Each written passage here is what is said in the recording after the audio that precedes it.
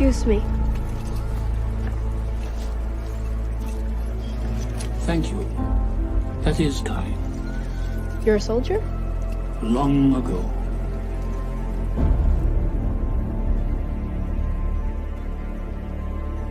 Do you mind? I'm Sam. Please.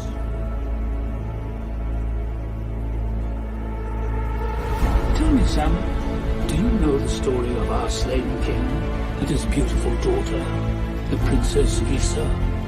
I don't.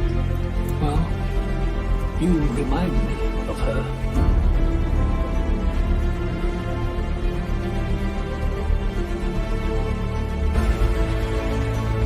Tell me what's going on.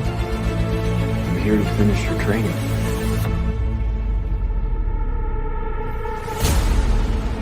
It's a little late for that. One is never too old to learn, Snips.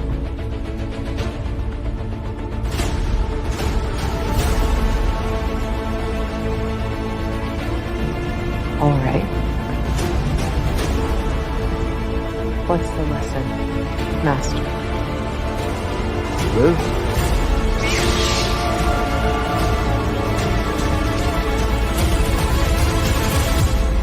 Or die.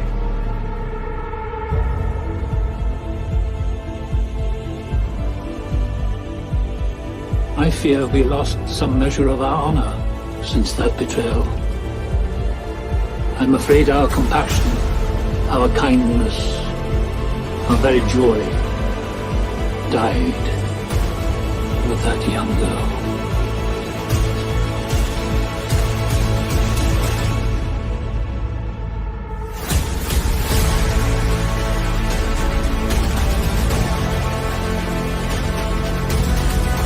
I think it lives in you.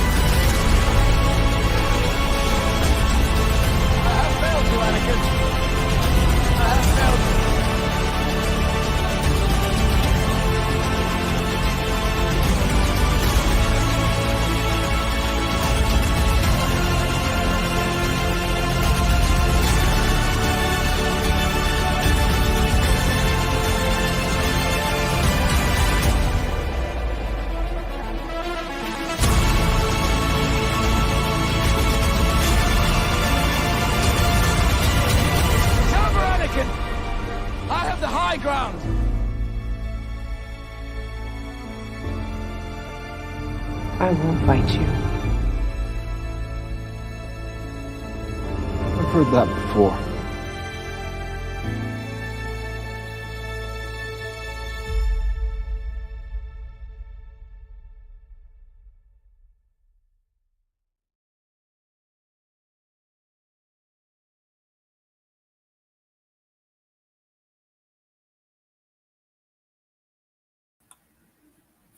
Hello, and welcome to another episode of Batdan's Watch Parties. So, last Sunday, we watched Rebel Moon Part 1. And today, we are going to watch Rebel Moon Part 2, The Scargiver. And I'm really excited for this. I'm really excited to engage more with our favorite director, Zack Snyder, show Netflix the engagement for Zack Snyder's movies, and show Netflix that there is a demand for Zack Snyder, so that hopefully not only will we get more Rebel Moon, but we'll get some of his DC stuff on Netflix, particularly the proper conclusion to the story that we all love. And I'm really excited for the show today. We got some great guests lined up. And the first one I'm going to bring on right now, you saw him on the last stream. This was, I think, his debut on the channel on Batdan's Thoughts. So please welcome as I bring on a Curly Ray. How are you, man? Yo, what's up, Batdan? How is your night so far? My night's been going pretty well. The day started off right. I took a walk through a nature preserve, enjoyed the nice weather, and then watched Skywalker's stream this morning, and man, was that stream something. Yeah, that was a good stream. I really liked that stream. Yeah, I really did too. It's funny because it was supposed to be a cartoons and serial stream, then it ended up being about the Collider article, which, that article needed to be called out. And just so you know, so people know how I do my watch parties is I don't start the movie right away. I like to give time for people to trickle in. So we can kind of talk about some other stuff for a little bit while we wait. But that Collider article, first of all, like, why? Seriously, saying that. Why? This is Now this is just a this is a fake. This is a plastic thing. This is what's supposed to go to my cosplay. But what I'm trying to say is that that article is BS. A lot of people had moved on from Henry Cavill, and like Scargiver said, that article was put out because they know that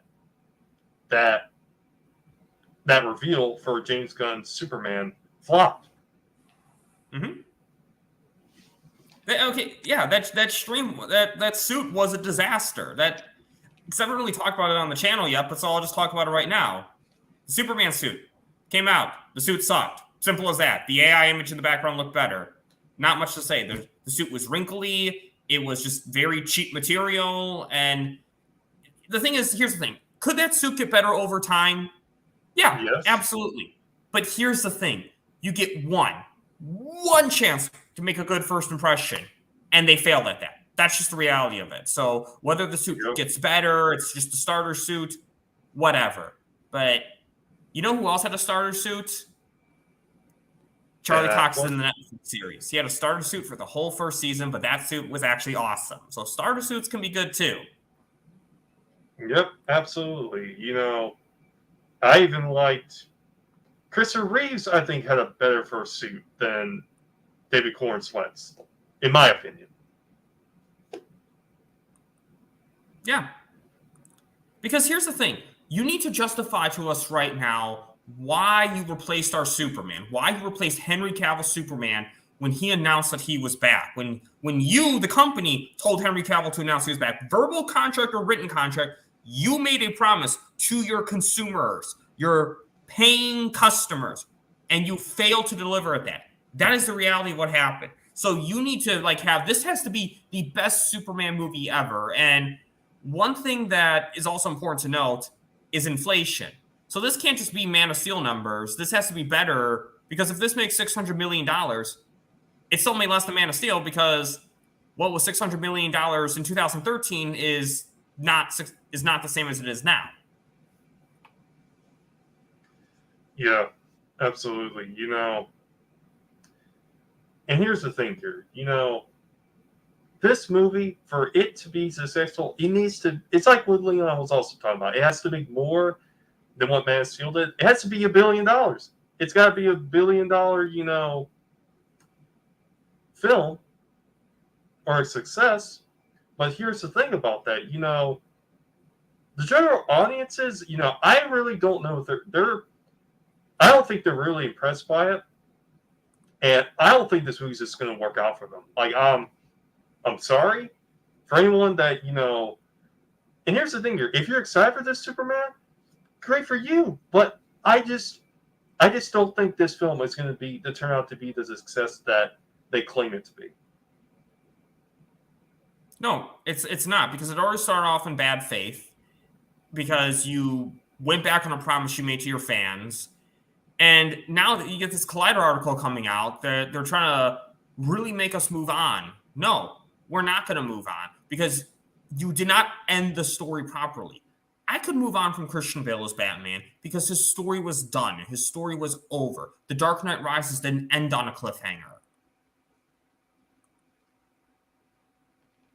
But now, granted, to be fair, I did not read the article because I don't want to give that article a click, but the title alone is enough. And because here's the thing. Either the article is exactly what it says, or you're misleading people. And it's but it doesn't matter, because you put a headline out that people ran with, a negative headline that people ran with. So that was the impression you gave. And joining us right now is Zodwriter. How are you, man? Oh, I'm great. Great. Thank you so much for the invite. I appreciate it. Any chance to be here on a Batman Space-tastic watch party? Sure. Yeah, definitely. I'm always happy to have you on. Always happy. I love having you on the channel. And what we're doing right now is what we're doing right now, people, is we're giving you time to get your Netflix up. So get Netflix up, get to Rebel Moon Part 2 on Netflix, and go to the all zeros right now. So make sure you guys are all lined up, and we'll get started soon. And so, Zodrider, the reason why I switched the background to the Batman's Thoughts background is because we're talking a little bit about some certain things that happened, certain articles by certain trash websites and certain trash suit reveals. I'm sure you can figure out what we're talking about. So, what are your thoughts on these two things? Well, number one, I've hated Scum Rant from the beginning.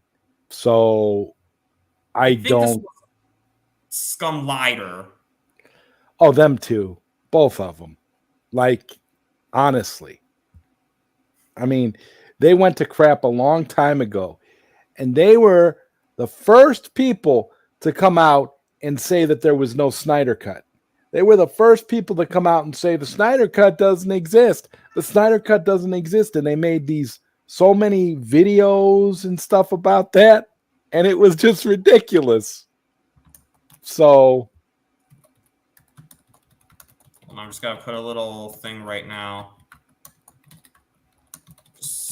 Yeah, it's crazy. So I'm just going to put this reminder, people. So we'll start in a few minutes. But exactly, and then they're going to say Cell's never going to happen, and then when Cell happens, they'll move the goalpost again. They'll say, "Oh, you toxic Snyder fans are diminishing James Gunn's universe," or something like that. And I'm like, here is the reality of this, and I've said this before, and I'll say it again.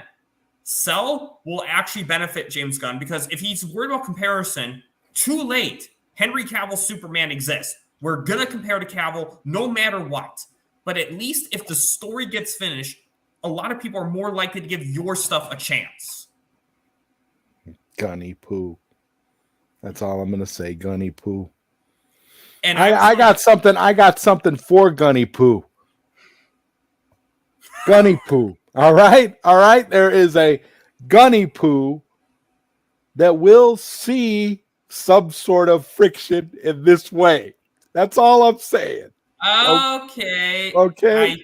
I think I know what this is. But also, before we start the show, I also want to get your thoughts on the Cool Table stream, which, shout out to Skywalker, El Necron, Leon, and Austin. Absolutely.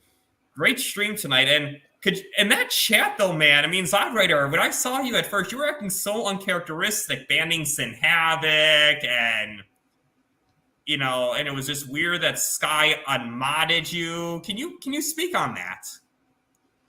Yeah, it's because we have a person who felt it necessary to come into that chat and impersonate various people who are friendly with the Cool Table. And I happen to be one of them. Now, I was very, very busy this morning because I'm working on a very, very top secret project that I am very passionate about right now. I am so excited. I feel like a little kid.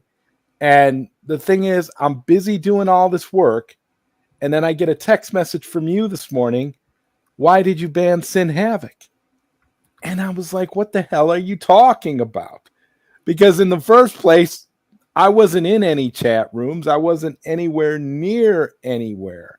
So it frustrated me because I was in the middle of working on this fabulous project that I'm doing right now that's consuming a lot of my free time. It's been consuming a lot of my free time for almost a month now, and I'm very, very excited, and I'm going to be ecstatic to share it with all of you once it's all finished. But the reality is that it was like being interrupted. Like, how, you're interrupted at like the wrong place. Like you're in the middle of something really cool. And then all of a sudden your doorbell rings and you got to get up and answer the door, and you're like, oh man, I was in the middle of something right now. Then you open your door and you find out it's over something stupid. Somebody wants to know if you want to buy one of those bootleg electric, where they want you to change your electric bill over to some bootleg company that's going to charge you $10,000. It's going to be insane. But the point I'm trying to make is, when I went into that chat, I only went into that chat because I heard from you, Bat Dan, because when you're coming to me about something, it's obviously important, and you texted me about it, and there I see another Zod Rider in there, and it's just like, well, as far as I know, there's only one of me. So I don't have multiple accounts. I don't have time for burner accounts. I'm one person. So if it doesn't come from me directly, anything else out there is an imposter. And I wasn't the only one. I think they did Sil Abdul, they did South Cali guy, and it was one person too. Geek Defense. Yeah, Geek Defense. Yeah, a certain Mayo person, that's all we'll say. Yeah, Mayo. You know what it is? And we actually have one more person joining us, and he was on the last watch party for Rebel Moon Part 1, and you actually had him on not one, but two of your Q&As, your last two Q&As. So please welcome. Oh, and I also owe this guy a thank you for sending me an awesome Flash comic that I'm supposed to get in the mail this week. So please welcome as I bring on Costello's Way. How are you, man?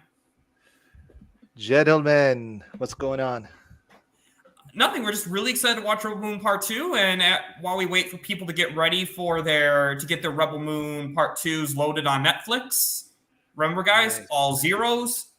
We just kind of talk about some stuff that went on, such as the Superman suit reveal, the Collider article, and what was going on in Skywalker's chat this morning with a certain person imitating a bunch of us. Well, not you and not three of us on here, but Zod Rider and other of our friends as well.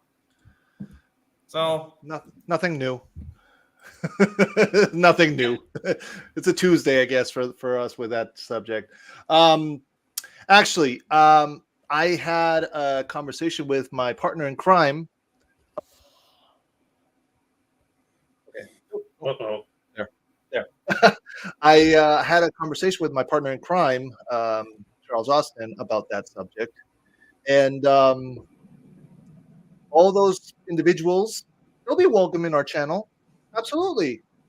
But they better cam the fuck up and follow the rules. You want to talk to us? Sure.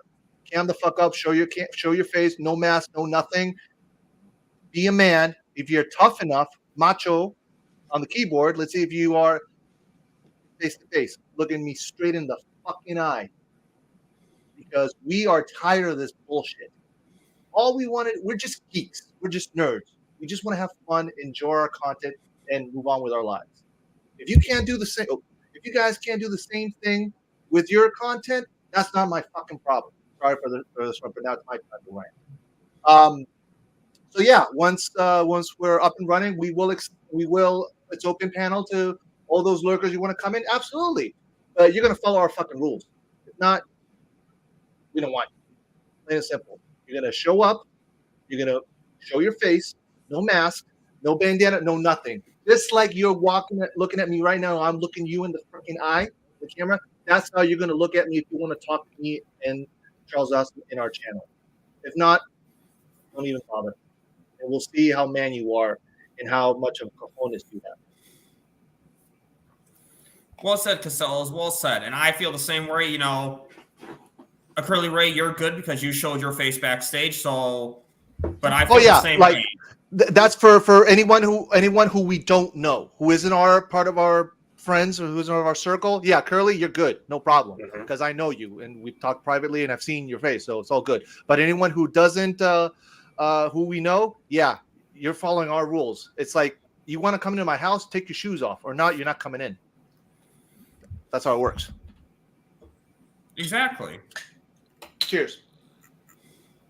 Well said. And I guess we can kind of get started pretty soon. So, guys, if you're ready, people in the chat, put a thumbs up if you're ready. Well, we have about 17 people between YouTube and Twitter. So we'll say about because I know some people are just kind of passing through, so I don't want to say 17 likes. So we'll say, how about 3 thumbs up? So I guess we'll wait for all you 3 to confirm that you're good, that you're ready, and we'll get 3 people started on the.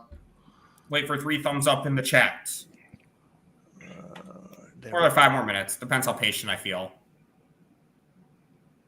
But I'm ready. Oh, I want to share, since you mentioned the comic, I want to share what I just got this week. I'm super psyched. Do you mind if I share with the panel? Oh, yeah, go ahead. I got Hold these on, today. Ooh. Punisher War Machine.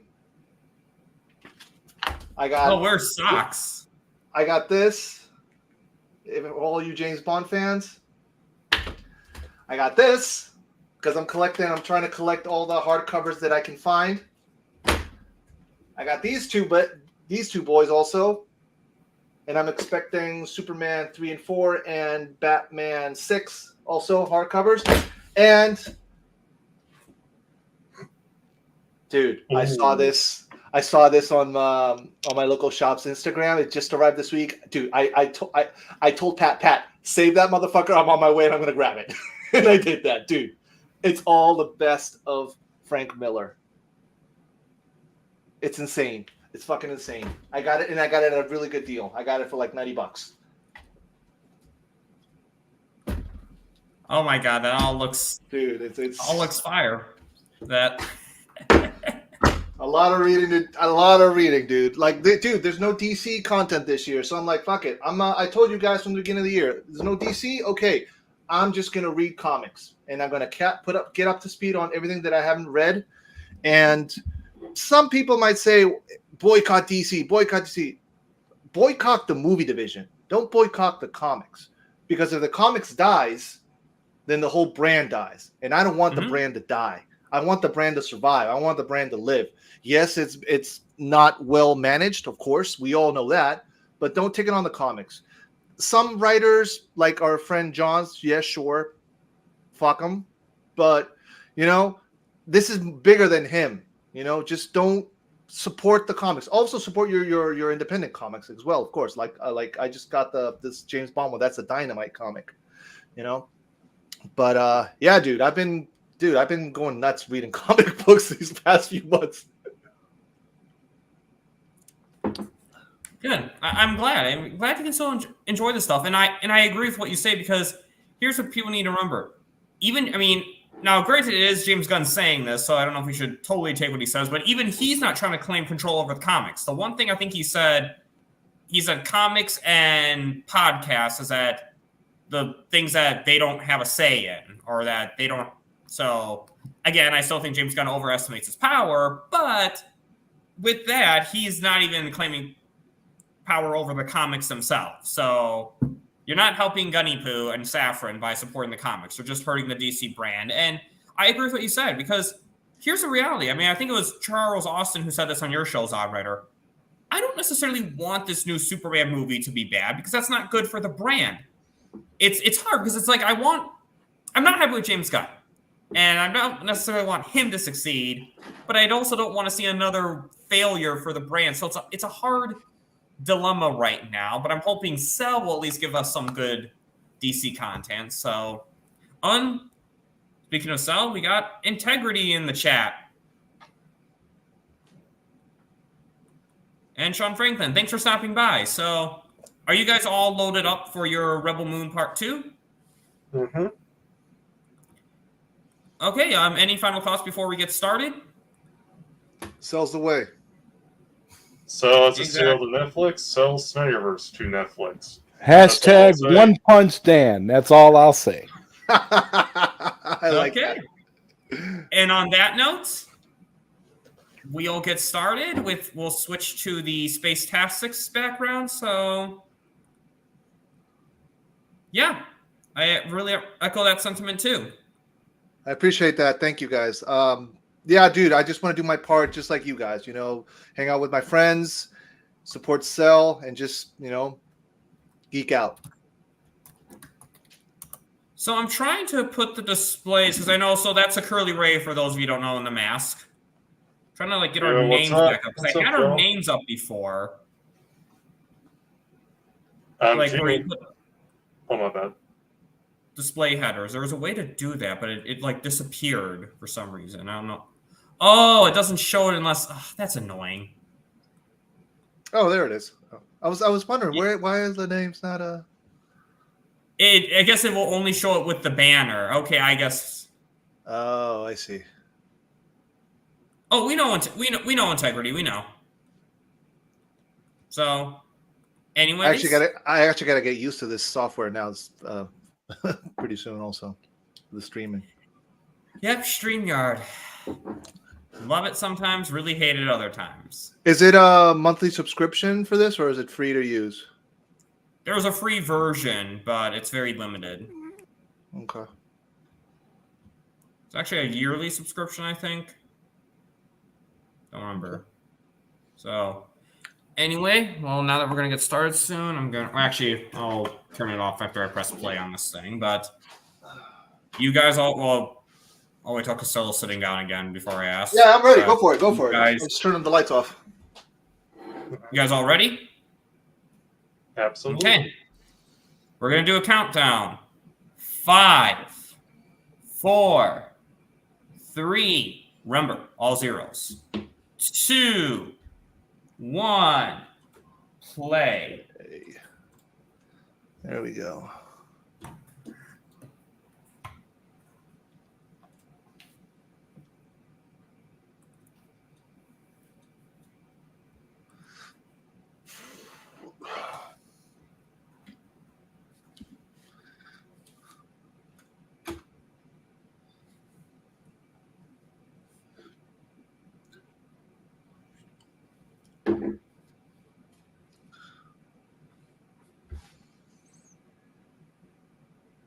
I love this opening. Like the score.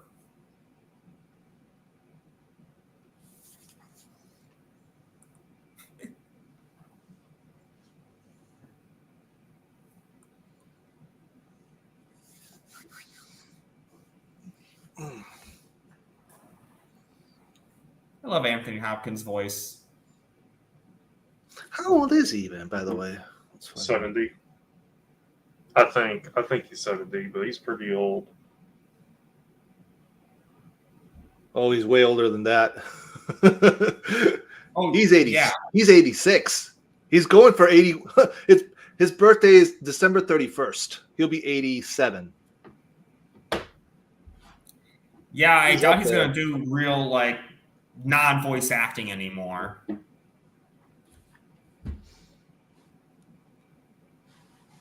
I mean, the technology is there, man. I mean, and like all these old actors, they don't want to like physically work anymore and just go to this booth and just record their voices and still cash in. Why not? You know? Yeah. Like Michael Caine, he's retired also, but if he wanted to, why not just go in here in a booth and just record your voice and get a check? Why not? Easy money. Well, there's reasons why they don't. I know, like, Tom Kane, he's like the actor who voiced Yoda and the narrator from Clone Wars. He actually had to retire because he had a bad stroke, and he can't even do voice acting. Oh, okay.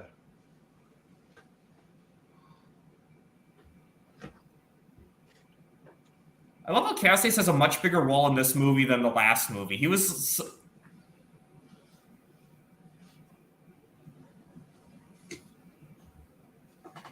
So just a reminder, people, I don't think I said this yet.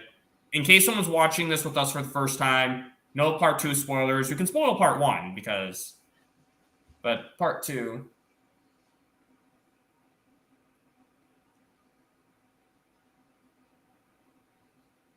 I'm pretty sure that the blue goo is part of the Army of the Dead zombie blood. I'm pretty sure. Because Because think about it. Right now, like, I can't say because we're watching the movie, but later in the movie, you'll see parts of Noble's head that you'll. we saw in part 1. But it'll be more exposed here, so that's why I don't want to say it. Well, Okay. we'll get to. I'll put a pin on that. Let's put a pin there. We'll get back to that.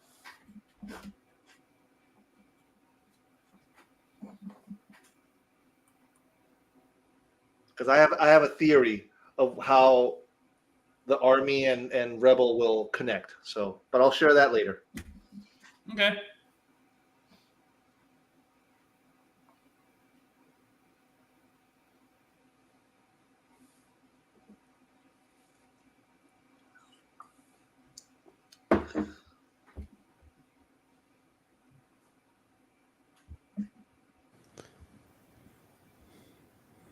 Hey, Curly Ray, is it me or are your horns lighting up? No, it's probably the monitor, but Probably there is me. It's probably me. I'm looking at them and I'm thinking, God, are those lighting up? That's cool. I think you might be seeing this right here. Okay, maybe. This little plastic string on the strap. See, even that sounded a lot like the Snyder Cut thing, a score in the Snyder Cut. Yes. I it's in the part where I had it.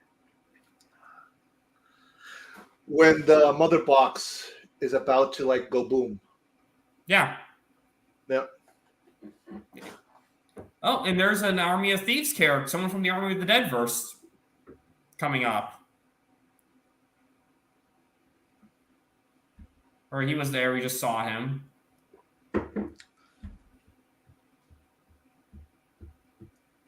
Is it really been 28 days already since the movie came out? Yep. Oh, about a month tomorrow. But There he is. Netflix has said that obviously the first 28 days, but still the first 3 months it counts for it as well, correct? Yeah. Okay. I know it's too late for 28 days, but still. Yeah, as long as we keep watching it. I haven't been able to put replay because of, like I told you guys, my parents are leaving tomorrow, dude. My dad has OCD. If he sees a TV on or anything, he'll turn it off and grab shit and put it away. So I'm like, all right, I'll just wait till he's gone. But yeah, I put all my TVs before I go to bed on sleeper mode. Boom, play, and then go to bed. Forget about it. Counts as a view. Yeah, so just do it when you can. Obviously, your family's welfare always comes first. Mm.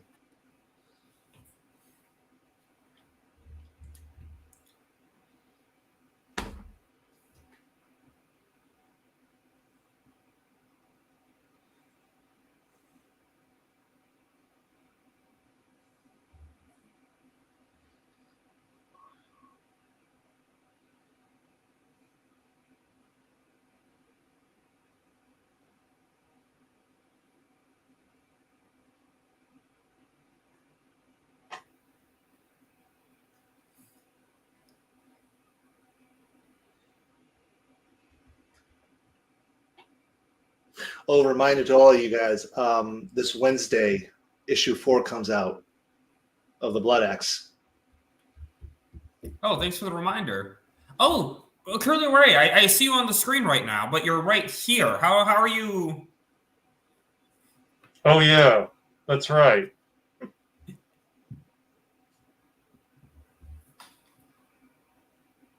I time traveled.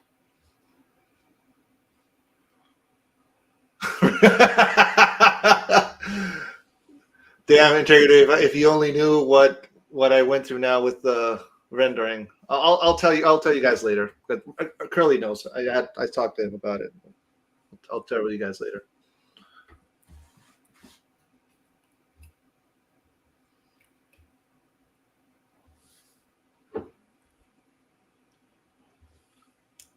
Are you sure you're not planning another robbery right now?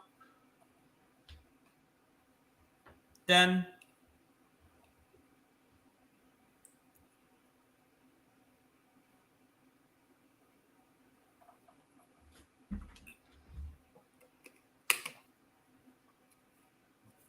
He's dead.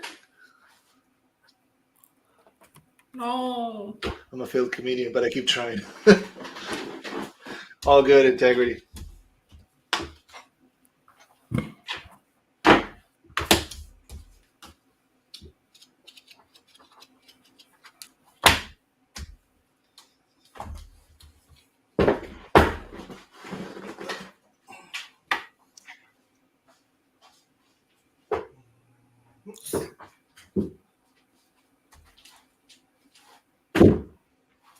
Forget Zyra. Did you read the book for this one? I know you read the book for part 1. What Batman? Did you read the book for part 2? No, I didn't even get the book for part 2 yet because I don't want to be tempted to read it. Well, it's not out yet. It comes out now in July. And I'm glad because I love the author, V. Castro. She's amazing. I love her writing, but until we see the director's cuts, even she says don't read the books to spoil the director's cuts. Oh, really? So listen, that's good enough for me. Well, also it's a sales tactic also because they're telling you like, listen, wait for it, and then boom, it's gonna sell like hotcakes, which that's what they want. You know, not to get spoiled, but also up those sales.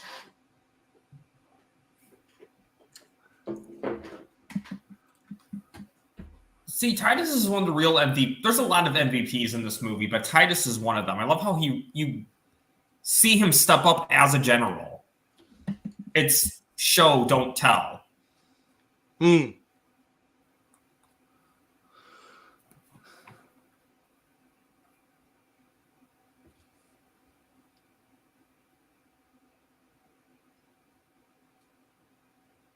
Why does it keep stopping, dude? What's the time? Approaching 10 minutes and 45 seconds. I don't know. It keeps stopping because it doesn't like you, Costello. It's too old for this.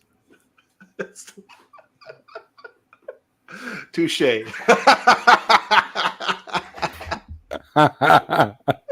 It's like, it's basically telling you, you know what? I'm too old for this shit. Well, let us know when you're ready to resync. When you need to catch up again, I can give you No, another I'm good. No, I'm good. I'm good.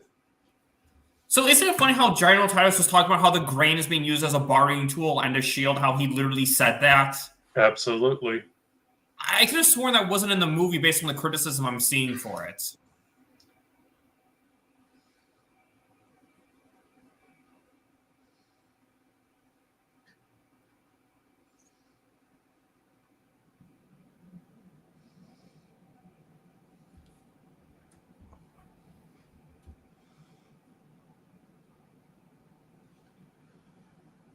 Hold up a second.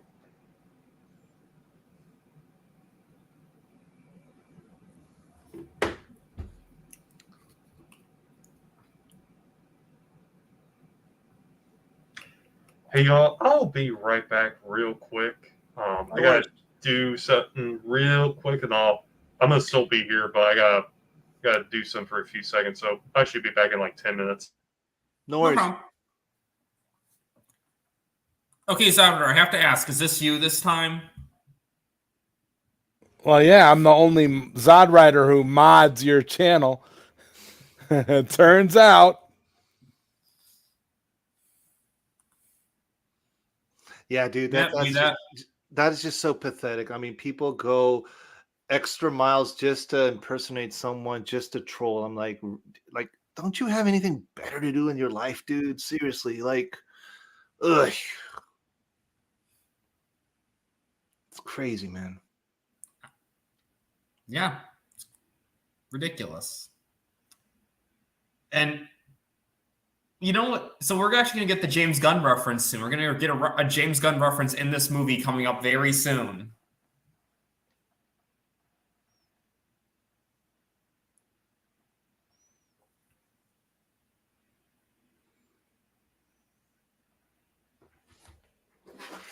Princess Isa.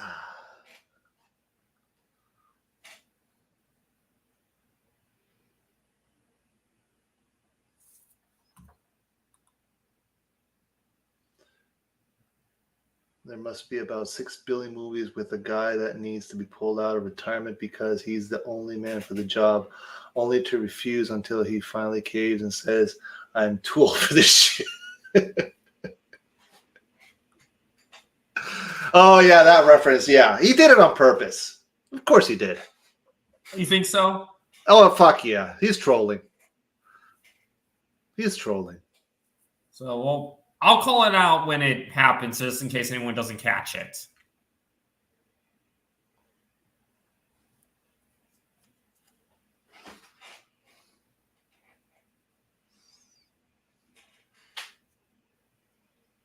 Yep, Peacemaker.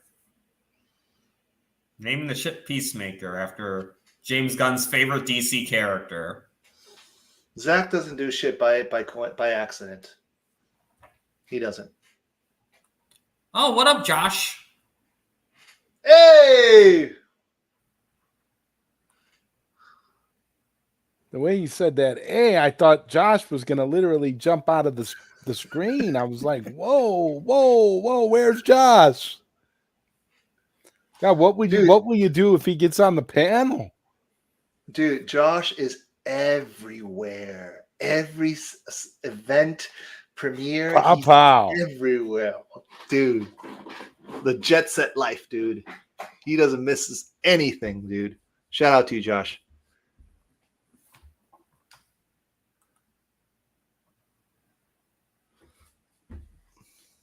I was watching this movie with a friend, and during what happens in the scene, she was literally dropping her jaw.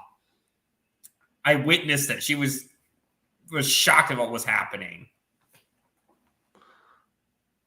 Well, she'll drop it even further with the director's cut because it'll get bloody. It's going to be bloody and very sexual. He said, I believe one of the words being used to describe it is raw. So that should be interesting. Oh yeah, he's going there. Zach is going there. He's finally. Yeah, he's going. He's finding. Zach is finding his inner Paul Verhoeven. So I'm expecting quite a show in the director's cut. Dude, I'm all for it, dude. I love Paul Verhoeven's movies. You know, RoboCop, Total Recall, Starship Troopers. Was it Showgirl? Was that also him? Yes, of course. Yeah, that one I don't remember. I watched it. I just don't remember it. I think I saw it once or twice. Oh, and Basic Instincts. That's the That's the one that is gonna trigger a lot of people here, man. Because he's going there, and dude, I'm all for it.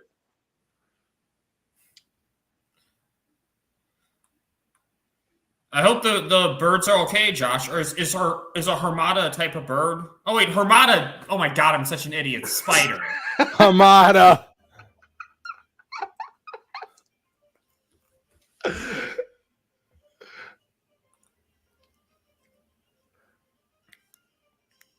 Hamada nest. Come on, Cora, don't do it. Don't do it, Cora.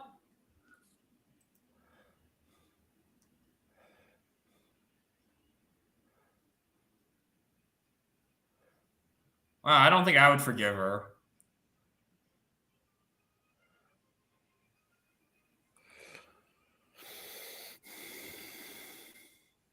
The Last Boy Scout.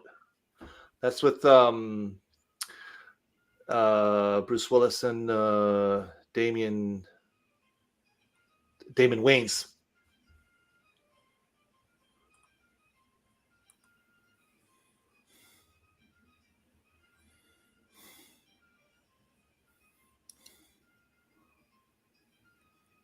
Yeah, so it's this part right here is where she literally dropped her jaw.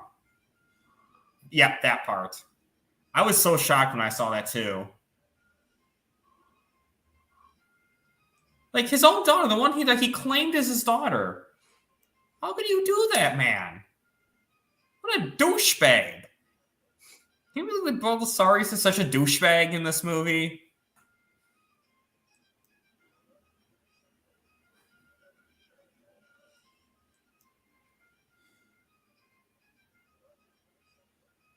See, so there's a theory that it didn't actually quite go down like this, that this is just Cora's memory with the way they all just shout murderer at her.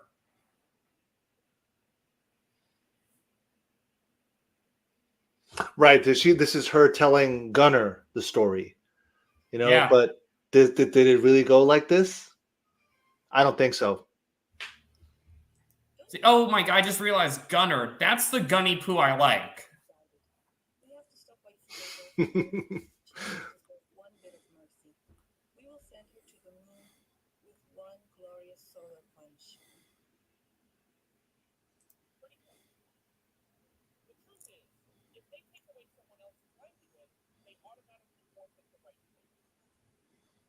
Don't you think that's a little extreme, Danny? Some people are just misguided. We have to stop Waisake though for certain. Is there someone audio behind? With one glorious solar punch. Zod, is it you? What? There's I'm hearing I'm not just hearing the music. I mean I'm hearing voices that it's not the movie on the background. Oh. I don't have any background. Neither do I. I'm be watching Curly this then? movie. My headphones are on for the movie, and I have echo cancellation on. Yeah. Maybe it's Curly. No, it's not. He's muted. He's muted? Okay, then it has to be me then.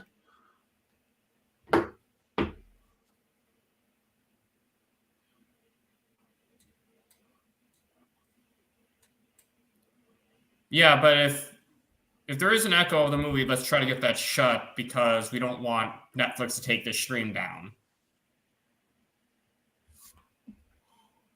Hey, Costello, can you just go on mute just for a few seconds? I just want to see if we still hear it. Okay, Integrity, can you hear it now?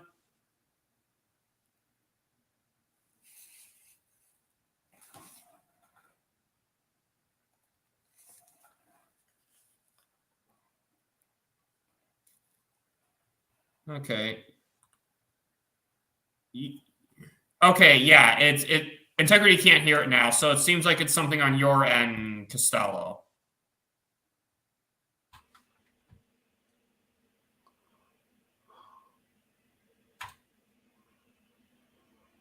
I love how the music can make something as boring as grain entertaining, as farming. I'm gonna mute myself while I watch the movie, and when I talk, I'll just unmute. Okay? Okay, sounds good.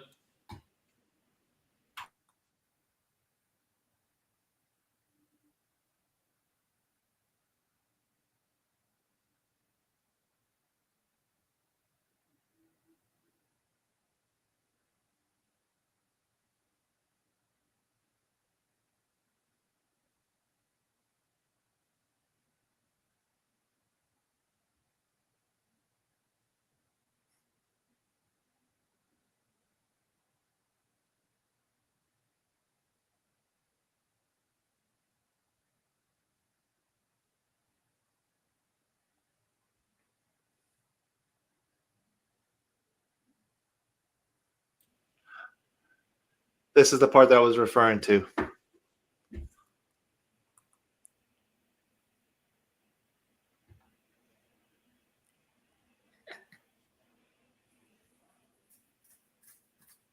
I'm sure I'll get there, Integrity.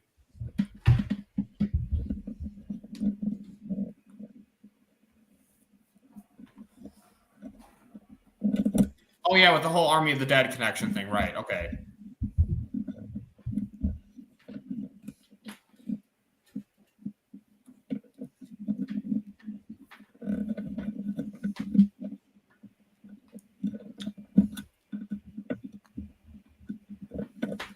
There it is. The last movie, though, too. You see, he has a metal plate in the back. Yeah, so we saw that in the last movie. I don't remember seeing that part, but either way. Yeah, that was in the last movie. Remember that when we were seeing the zombies, some zombies were just splashing out with the blue goo, and some were also with the blue goo, but you could see the sparks.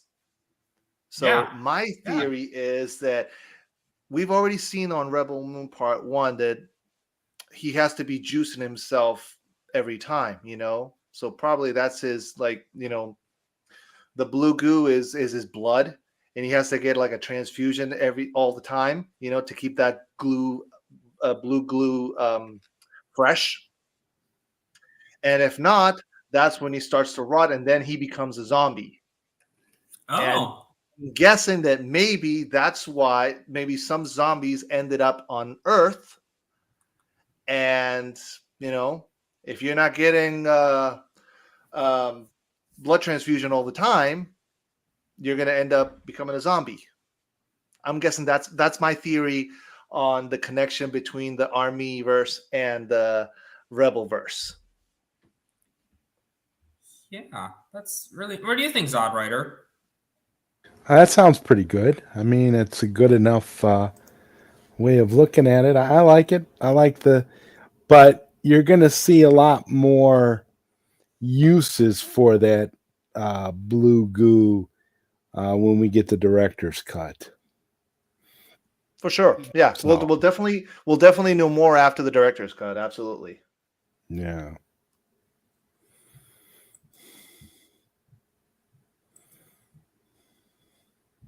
We will send her to the moon with one glorious solar punch. More slow-mo. Little extreme, Danny. I just hope we get the Army of the Dead Las Vegas soon, dude, because I'm dying to see that animation, dude. With one glorious solar punch. Oh yeah, I forgot about that one. Yeah, I hope so too. And I also want to see Planet of the Dead already. Well, that one should be a very quick movie to film, you know, that because if Army of the Dead took him what 90 days, something like that, 96 days, you know. Yeah. I mean, the days of movies taking that long, I think, are coming to an end. I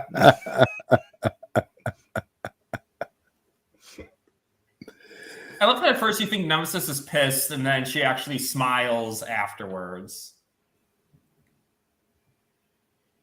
Yeah, I know what you mean, Zodwriter. I'm just not ready to go there quite yet. But no, I know. see, you know what's so funny? I saw that. I didn't even notice this the first time until I watched it again with something that's later said in the movie. We'll get there when we get there, but it's like one of those things that's like such a small detail. Don't you think that's a little until you see it again later, until they talk about it. Well, yeah, that's all I'll say. She doesn't deserve one bit of mercy. We will send her to the moon with one glorious solar punch.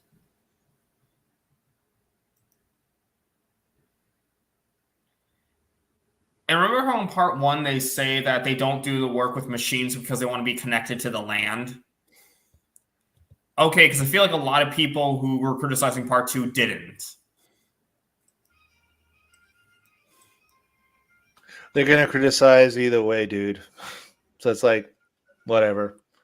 We should be immune to the criticisms by haters by now. Yeah. Because I'm dying to see how they're gonna move the goalpost now when the director's cuts come out. So okay, so you said this about the kiddie versions, and now you're saying this with the adult version. So like, make up your freaking mind. It's either one or the other. You can't have it both ways.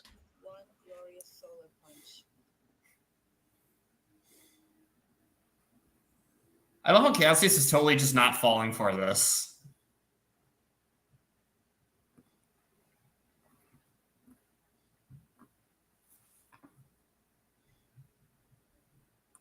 It was funny, Integrity. It was funny. Yeah, but don't worry. I like you, Integrity. You're not going to get banned.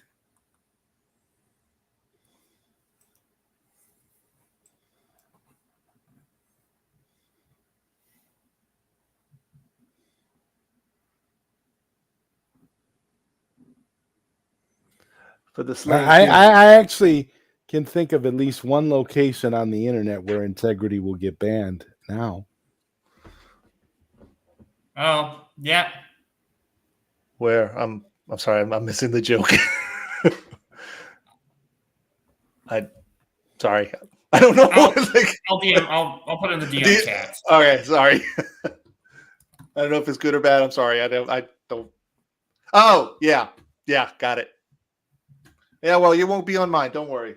Matter of fact, Charity, come in. We will be having special guests, so definitely, I want everybody from the community, everybody, to come into our channel and chat with us. Absolutely. What up, Futuretron? Thanks for stopping by. And really, that's interesting to know. Oh, cool. Oh, yeah, I did hear though. Yeah, he's right. I did hear about that as well. It's interesting fun fact. Dieter from Army of Thieves and Army of the Dead, and the very competent director who directed Army of Thieves, played the German music producer in the recent movie Girl, You Know It's True about Milli Vanilli. Just so you know, he plays the crazy German music producer who was responsible for putting the whole Milli Vanilli charade together. Wow. He was awesome in the movie. Oh my God. He can play that role so well. He was wonderful. What was the name of that movie? Girl, You Know It's True. Just like the song. Just like the song. Yeah. Awesome movie. Oh, so it came out last year. Okay. Yeah. Awesome movie. Oh my God. Is it coincidence that the directors? Oh. Yeah, notice Paul Verhoeven's grandson is the director. Yes, sir. And and Matthias, there he is. Okay, I'm gonna have to, is this in? No, it's not on Netflix. Okay, I'll help you with that. I'll send you someplace where you can watch the film. Yeah, that was a huge scandal. The minute. Oh my God, the movie is fantastic. I've seen the movie twice already, just off the strength of Matthias's performance. Yeah, unbelievable, man. Great stuff. Powerful acting. I can't wait for the Michael Jackson one coming next year. That one's gonna be bonkers. Yeah, that's gonna be great too.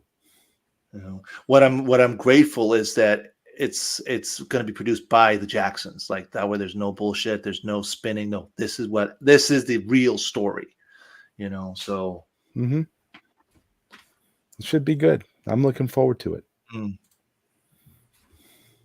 Hey guys, I'm going to step out for a few minutes. I still have it on play, so I'll be back in about 10 minutes. Okay. Josh knows. Yes.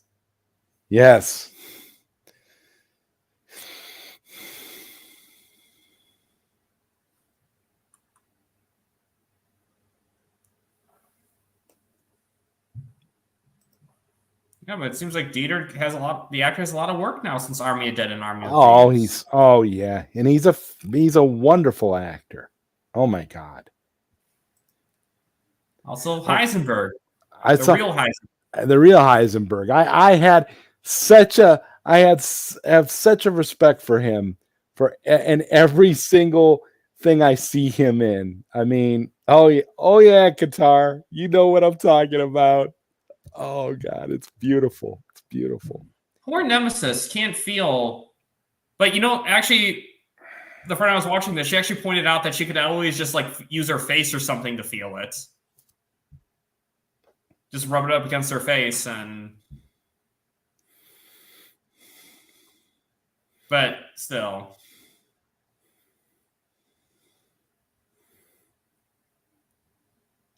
See, I feel like a scene like this is really important because you show the villagers being happy. You show why this village is worth fighting for. Because if you can't enjoy life, have moments like this to enjoy life, it's not worth living. You know what, guys in the chat, if you guys in the chat are interested, let us know if you guys in the chat are interested, and I will do a watch party for that movie tomorrow. And I will create a special chat for you guys if you want to watch, guys want to watch the movie along with us, I'll create a special chat. This is a trick that I learned from Koj with his movies, with how he does his watch parties. If you want me to do a watch party for the Milli Vanilli movie tomorrow, put a 1 in the chat and I'll do it. If we get enough 1s, I'll do it tomorrow. And you'll all get to see it for free because I'll have a separate thing for it and you guys will all get to watch it. Oh, well, Dan, you're going to be on the panel? We'll see. I mean, I have an event tomorrow, but... Well, what time could I do it tomorrow to where it wouldn't interfere with your event? Probably if you did it around this time, it probably would be fine. So if I do it around 8 o'clock Central Time tomorrow? Yeah. Okay, we'll do it. I love Titus's voice in there. The actor is and this is the actual actor doing the singing, I assume. What a great voice.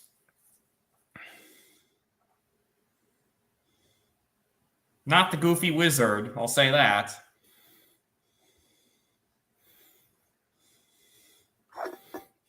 And see, I love Jimmy here, and now Jimmy is just kind of the same way. He's just enjoying this moment, too.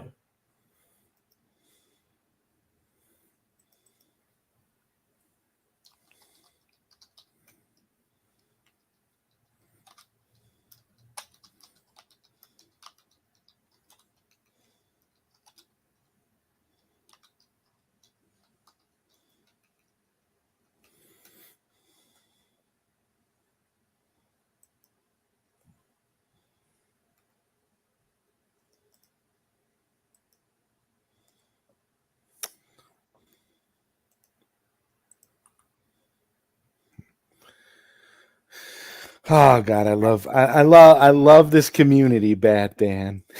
The way ideas just spring up out of nowhere. Yeah. Oh no, I agree with you. Yeah.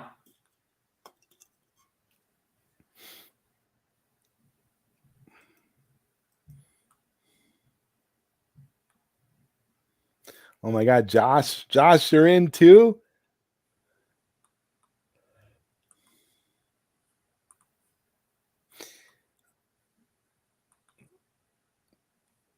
I don't know, Integrity. I don't know if I really want to get into it and mention any names, but I just, it's nothing personal. I just don't want to get into it right now. Yeah. Don't need to get stuff directly on here. Right. I'm just not. Yeah.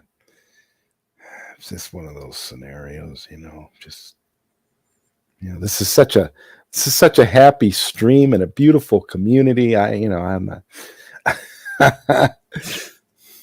Yeah. And we had a little bit of negativity in the beginning, but we had to get stuff out of our system. But at the same time, though, even with the stream that Sky had, even though there were some negative parts about it, it also at the same time showed why I love this community. Is that it's a wonderful community? Yes, we stuck together.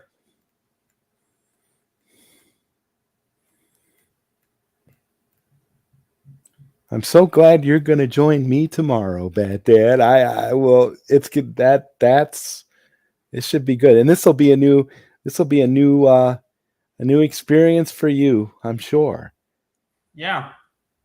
But you'll get to see Dieter in another really awesome, serious role. Like, he is amazing.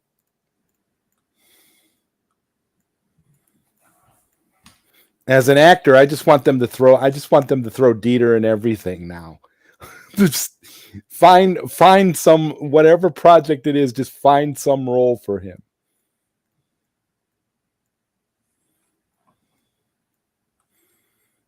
I'd say, Integrity, you can privately DM one of us. Oh my God, are you that curious about it, Integrity? Wow. See, I like the way that this is being set up, though. Yeah. Because I was so worried in watching the movie that all the farmers are going to be just magically good fighters, every single one of them, and that's how they beat the Mother World, or that's how they'll try to beat the Mother World. But I like that. No, They're using strategies. They're using traps. They're using the home field advantage, basically. Yeah.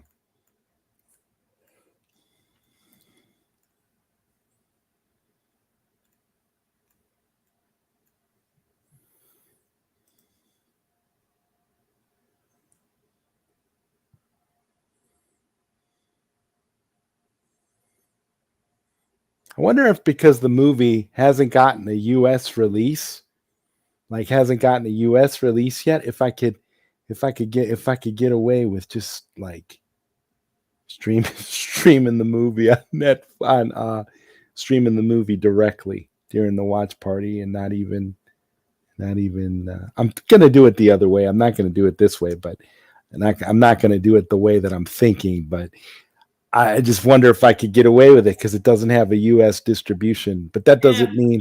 But that doesn't mean that. Yeah, that doesn't mean that somebody doesn't own it in the U.S. It just means that it hasn't had U.S. distribution yet. I'm back. Oh, hey. Yeah, wait. Oh, Curly Ray, you're back. I'm sorry, I didn't realize it. Oh, you're okay. I just now got back. Oh, okay. And right as I get back, you see me up on the hills.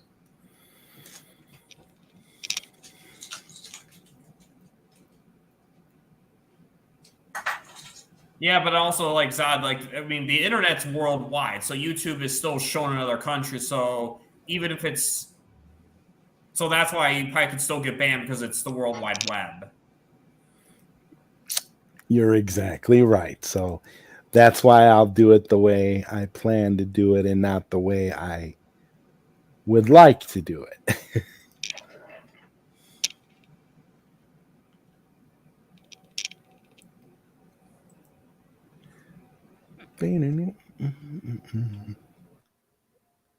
Boy, the Zack Snyder's Justice League 2 scene. Mm-hmm. Mm-hmm. Yes, ladies and gentlemen.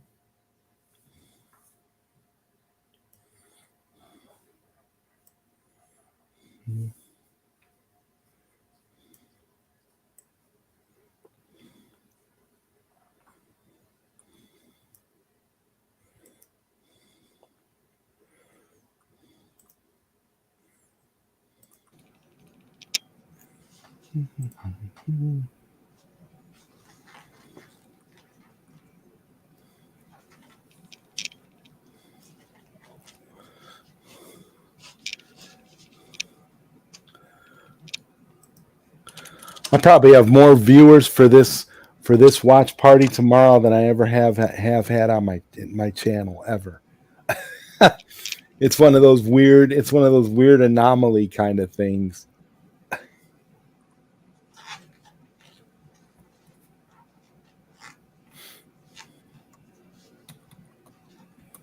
There we go.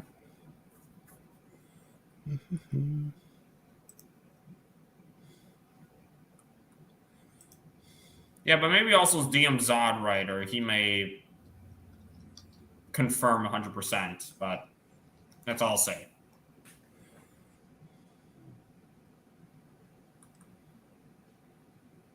Well,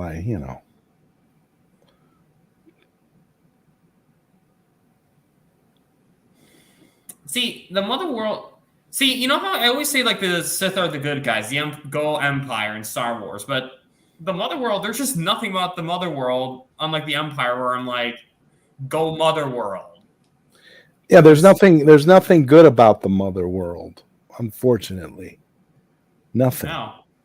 At least the Empire exterminated the corrupt Jedi. They are the most despicable and just pure space evil trash that you could have. Zach was not playing around when he made a horrible villain. I mean, it's unbelievable how clever this was. Like Zach was going for the personification of evil, in such an amazing way. It's like there's nothing redeemable about them at all. Yeah, no, exactly. Unlike in Star Wars hashtag Justice for Fives, you don't see any corruptness of the prior regime to take them down. So, yeah, no, Otherworld just sucks. Yep. This scene actually disappointed me because of what I saw in the trailer, and I'll explain why. And we got someone else joining us on the panel right now. He's been on this channel millions of times, and I'm really excited to have him back on again. Please welcome as I bring on Josh Herrera. How are you, man? Yay! Josh is here. Now the party can really start. What's up, man? What's up, Josh? How's it going, Rebels? Good to see you, Zod. Great. So Josh, I saw you put a 1 in the chat. Does that mean you're joining for Girl You Know It's True tomorrow? Oh, man. Real quick, I just want to say... Hey, Josh, what's up? What's up, Phil? What's Ray the Fisher. Sorry, I just want to say this since I said this earlier. When I saw Ray Fisher in the trailer, I was so disappointed to see it was a flashback. Anyway, you're didn't want to say something have not pay off. Anyway, back to what you were saying. You're at the Last Supper? Yes. Yep. Okay. What's the timestamp? Timestamp, we are approaching, I'll say 5 seconds behind from where I am. 45 minutes and 18 seconds. All right. Yeah, this shot. So we're starting to this story. He's such a badass. Yes. Oh, I hadn't told you. My new Rebel Moon shirts are coming in Tuesday. Actually, wait, Monday. Oh, nice. Yep. Cool. Oh, that banner is awesome, Curly Ray. We're about to see it. Thank you very much. Wait, which one? You got the core one, right? Yes, the core one. It was over here because I had to move around some stuff. Now it's over here behind my PC. Nice. That's freaking fantastic. Mm-hmm. Has anybody got the blades from Nemesis yet? Because those things look crazy. Oh, I can't afford all that. I might try to see if I can get that for my birthday. Moltar blades, I think that's what they're called. Josh, are you wearing a Rebel Moon shirt? I am. Yeah. Yeah. Okay. Yep. Very obvious now. That is awesome. Talking about Rebel Moon shirts. They're so good. Like Netflix went all out, right? Yeah. That's my favorite. That's what it's a successful franchise. If we're not only are people watching the movies, but the merch, that's also key. The merch, the books, the comics, all the extras. That's all. There you go. The caps. Man, I want the cap so bad. That's a cool looking cap. I love the colors on it. And they had some exclusive shirts at the Netflix store next to the premiere in merchandise. Oh yeah, yeah. There was like a. How much were they going for? It was like 30, I think, $30. Not bad. Yeah, but it was exclusive to that store. Yeah. Dude, this is so Final Fantasy, man. This is so Final Fantasy. Oh.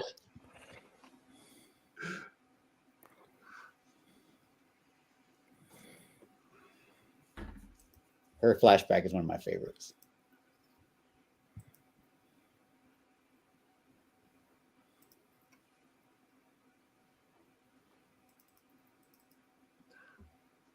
This guy. Like when I saw this scene, I imagined right away Final Fantasy 15 with Noctis, like right away. Mm-hmm. Just want to say, listen to that, Simba, next time you sing a song about wanting to be king, about how you just can't wait to be king. As a kid, I realized that in Lion King. He was saying, I just can't wait for my father to die. You know, you better be careful, Bat Dan. You're going to make me write that song. in the style of the Lion King. Ah, sí, sí, mamá. You did. That was a great song you had, Zod. By the way, you're good composer. I've got enough songs right now, Josh, to release an album on Spotify. I just don't want all the controversy it would create if I released all these songs. I would have so much people coming down on me; it would be ridiculous. I'd be like Drake, having to hide in corners to avoid bullets. You know, Zod, I'll tell you when is the perfect time to release all those songs. The day they announce Cell is been the day that Netflix or Zach announces Snyder versus sold to Netflix. That's when you release that shit. Drop the album. Yeah, that's a good point. I've actually got a I used one of those song those song publishing companies. I can do it. I'm just waiting for the right time. Like you said, Costello, there will be a time when I'll be able to do that, and when I do, it's gonna come out. And it's gonna same thing with your book, dude. Like I know. Like I spoke. Oh, the book. That's that's a whole nother bag of worms, though. That's something else. You gotta be careful because there's so many people involved. I just don't want to get sued. So that I have to be very, very careful with. But the songs, you're right. I can do the song. I can do the album. I can do the album when they announce that. Then I can go all ham and put the whole album out. Like, dude, I've said this many times online, dude. Like Netflix should or somebody, once all this is done, they should be a documentary of the beginning, the middle, and the end of the Snyderverse fandom journey, dude. Like all the shit that we've gone through from day one. Costello, just give me an idea. What you just said just gave me an idea. What if already you turned your book into Netflix for it to be a documentary, and Netflix could assist with some of the verification you needed? Yes, you can be like a co-writer or something, and get dude, that would be perfect. And that could work. Amazing. Yeah. Also, I just want to say real quick because I mentioned it earlier about how Cord noticed Titus getting a drink of water in the flask. I flew over my head the first time, but when she outs him for drinking from the flask, it's like I noticed it the second time watching it. So just want to say that because I brought it up earlier. Titus, how come Gunnar doesn't get a story? Well, Titus never once asked poor Gunnar to give his story.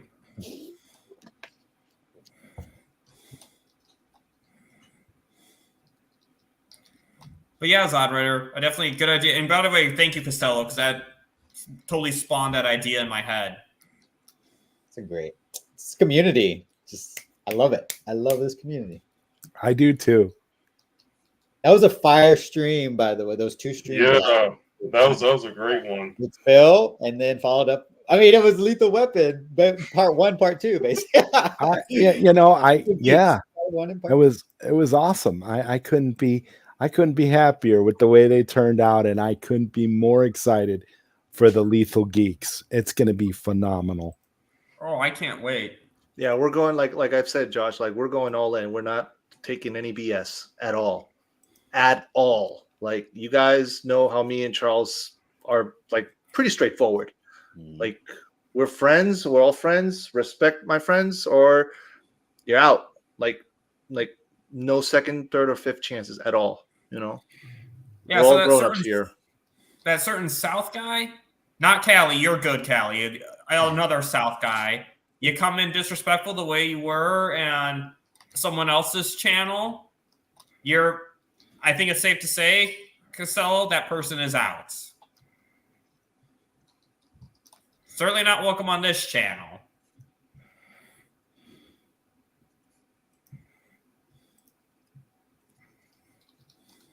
Yeah, no. Hopefully by a month we'll be ready to launch. So we'll definitely keep you guys up to speed. Like for now, like I said, we're still on the drawing board. Raw Talks is working on the branding. Charles and I were editing clips here and there. You know, get all the material ready to launch. Awesome. Can't wait.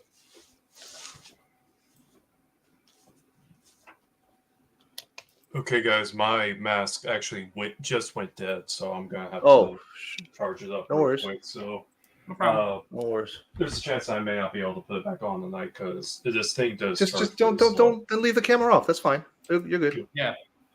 We know who you are, so it's fine. Yep. And also, too, I've only sent this link out to 4 people, so I know I'm not going to get anyone else appearing. So You're just appearing on Netflix, Curly. You just went from this screen to Netflix. That's all. Yeah, absolutely. You're pulling a Batman on us. That's it. We get it.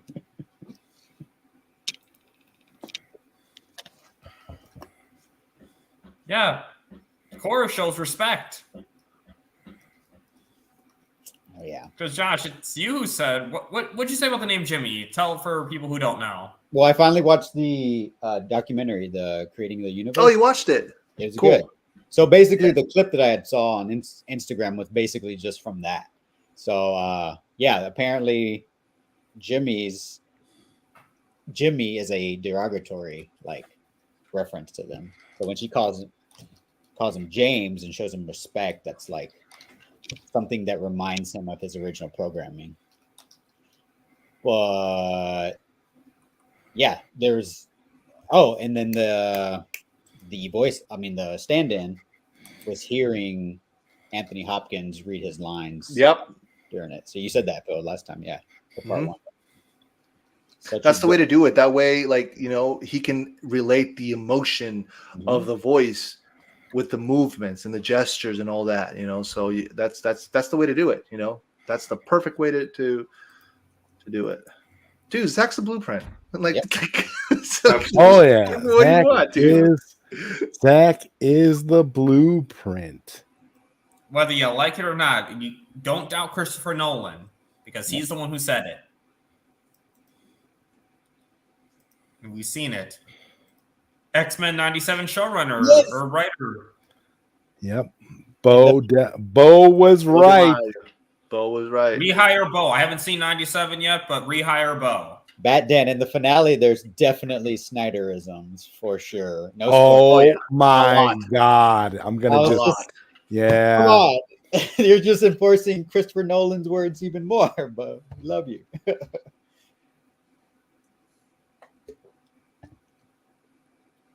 I'll tell you this, guys. Like, once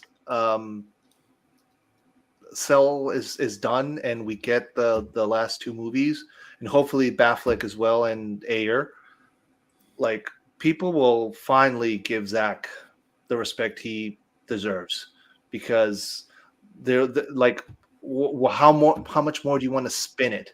Like, it's done. Like, it's done. They'll still spin it. No. Don't ever underestimate them. They're still going to spin it. It doesn't matter. They're going to find a way. It's not. They have no honor. They have no, they have no bottom. They're going to continue to create problems and continue to blame everything on the Snyder fandom. Blame everything on Zach, whether it's true or not. It doesn't matter. It's not about the truth. It's about the mentality. It's practically in the cultural zeitgeist to crap on Zack Snyder. I mean, seriously, at this point. But I don't remember who it was. I think it was APAS maybe, or Nessa. I don't remember who, but had said online, like, okay, so how would the MCU fans react if RDJ or Chris Evans would have been replaced halfway? I think that was good, Austin. Yeah, that was APAS that put out that post. It was okay. I thought what if the tables were turned around? And it's true, 100%. It's 100% true. Like, they would have been, because think how they're all hypocrites too, because look at how they all rallied for James Gunn when they took away Guardians of the Galaxy 3 from him the first time. Oh yeah, bro. When he got fired for legitimate reasons, and I don't want to go too far into that, but his reasons are a lot more legitimate for what happened. Yeah. I remember being at Comic-Con that year, and he was literally about to go up for Brightburn, literally. And we were in the audience right before the panel, and it broke, and we were like, "Wait, what?" But the circumstances were just very. Now that you mentioned Comic-Con, Josh, I know you've when did you start going to Comic-Con in San Diego? What year? I started to try to go in 2012. It's a process if you haven't been. Were you there when they announced BBS? No, I saw the footage. Dude. I was so. I'm hoping Zach shows up to Comic-Con for the director's cuts. I'm hoping. Oh yeah, I think he will. Netflix always shows up. Hey, if y'all plan to go up there, let me know if there's any like Rebel Moon cosplayers. Like there has to be Rebel Moon cosplayers up there. Yeah, totally. Like I want to see Korra. I want to see Nemesis. I want to see Jimmy. Oh, you already did. Yeah, Kaylee Ray started it. You look great, dude.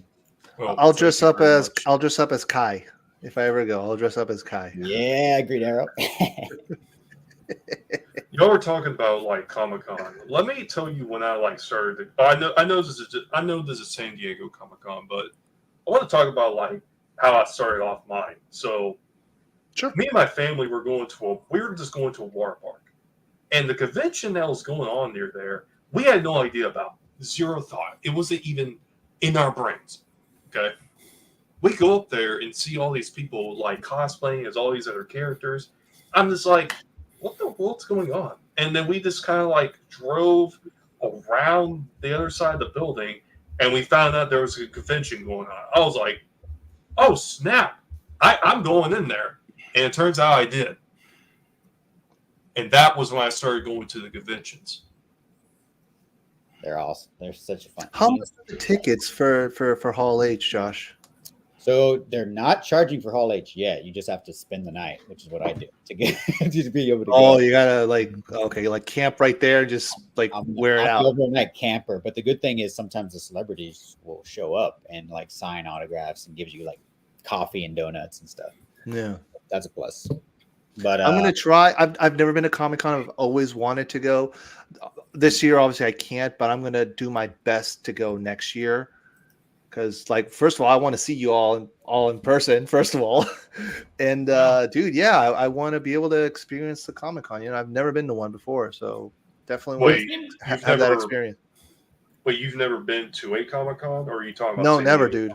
No, never. I've never been to a Comic-Con. So that's why, I want to experience that someday. Absolutely. Here's the hack: if you don't have tickets but you want to go, just go to. I mean, you could stay outside of San Diego. Well, not outside of San Diego, but like 15 minutes away on a train. There's so much to do outside the convention that doesn't require a badge. So they're called activations. So like different experiences, and they've had some really cool ones. I hope there's a Rebel Moon one because they're doing all this like VR stuff. Awesome. Like VR. I love VR. VR is so much fun. Yeah. I have a. Do you have your own VR Zod, like an Oculus by any chance? Yes, sir. Yeah, I still got mine. Bro, the first VR I ever owned was I owned PlayStation VR for the PS4. It was just using a bunch of old tech. You had to use the camera and move it around. It was like the most annoying thing on earth, in my opinion. But I just stuck with Oculus after that because you can literally move it wherever you want to. Like you don't have to have a freaking Wii remote, sensor on top of your TV in order to use the VR. That's basically how it was. Mm-hmm. All right, so let me ask you this, guys. I don't know if you'll remember. Maybe you guys weren't born yet, or you were too young. Anybody remember Virtual Boy? Yeah. I know of it. Yeah, it was the failed Nintendo virtual reality peripheral where everything was red. Oh, you were talking about that. I remember watching an episode of. They were showing that on an episode. There's a show called Pawn Stars. I don't know if y'all know that show. Yeah. But there was one episode where someone brought in the Virtual Boy, and they brought it they let their boss play with it, and he was playing around with it. I was like, this thing is giving me some, it's blinding me. And then he was like, F those. Yeah. I remember like back when was this? I think it was 1999 when episode 1 of Star Wars came out. I was still living in Chile at the time. I was I don't know, like I was just a teenager at the time. And at the mall, I went to see it at Cinemark at the mall near my house. And right outside there was a Blockbuster. You remember those two? And there was this, and so right after I went to watch episode 1, I went to Blockbuster because I wanted to rent a movie or video or something. I don't remember. And that's when I tried. They had a stand for the Virtual Boy, so I tried it the first time, and I was like, "What the fuck is this?" It was so bad, dude. I was like, "Yeah, you're right." So I was all red. I'm like, I mean, I get it. It was like the OG Game Boy version of Virtual, but it still was a flop. 100%. Me personally, I'm not. I don't know. I haven't gotten into VR yet. You know, I don't know. Like something like putting the goggles and just like, oh, I don't know, dude. I'm like, not for me. The only reason I got a VR was for the Batman Arkham game, and that's literally it.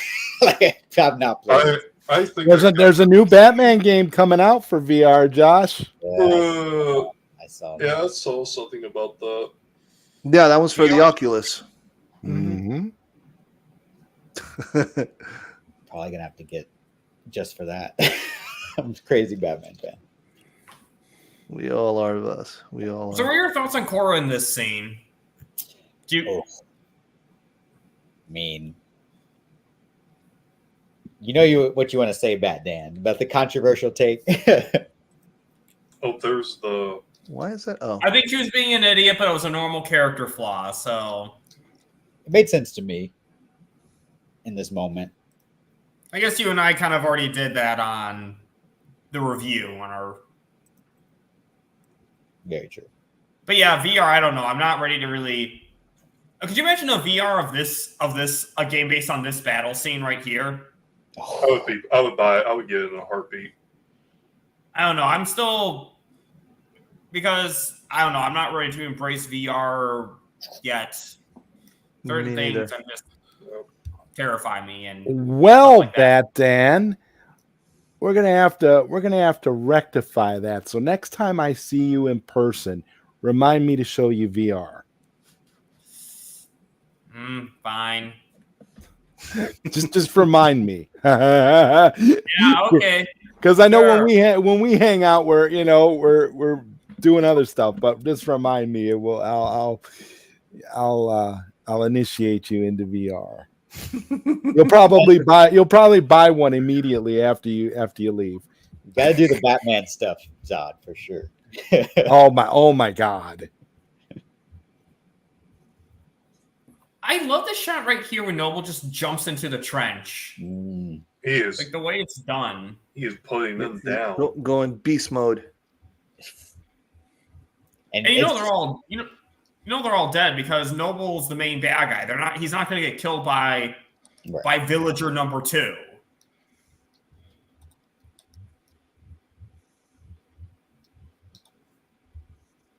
Oh, the director's cuts. I think it's going to be an extended scene for sure. I'm ready for those, man. Brad Cage is such a badass in this movie compared to his counterparts in the Armyverse. Which I still cannot get over that I didn't notice it when I first saw this. I think it was you, Josh, who pointed this out to me. And now when I see it, I'm like, it's all I see now. Who is he on Army? I don't remember. Brad Cage. Den is Brad Cage. The boyfriend of what's her name? Missandei from Game of Thrones. He's that douchebag. I don't watch Game of Thrones. Sorry. He Remember does the look guy, the douchebag who likes action movies in Army of Thieves, and he sold out Dieter. He's the one who pushed Dieter. Oh, off the truck. Army of Thieves. Okay, I thought you meant Army of the Dead. My bad. Okay, I'm gonna have to watch Army of Thieves again. And there's Batman and Zeus, actually. Yeah. Batman and Zeus together. Mm-hmm.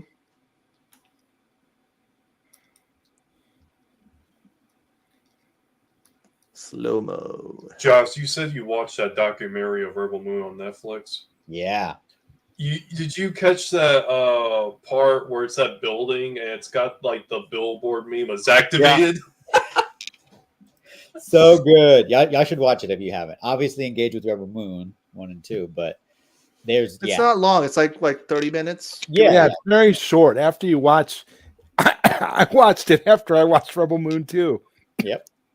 You process a lot of information when you watch stuff like that. It was fascinating just to see what work goes into it, right? That Zach really gets in there for every shot, gets dirty with the actors, the amount of work they went to actually blow up the farm building was just crazy because it's all practical. Well, not only that, also the helicopters. That's actual dirt. It's not even a fake. It's the real thing. But the actors were pissed. Actually, they're like, "Zach, what are you doing?" Although Amy Adams wasn't in a helicopter for a Man of Steel and BVS because she doesn't do helicopters. I heard. But, I heard. That's respecting the actors. Yeah. Wait, hold on. Oh, were you going to say something?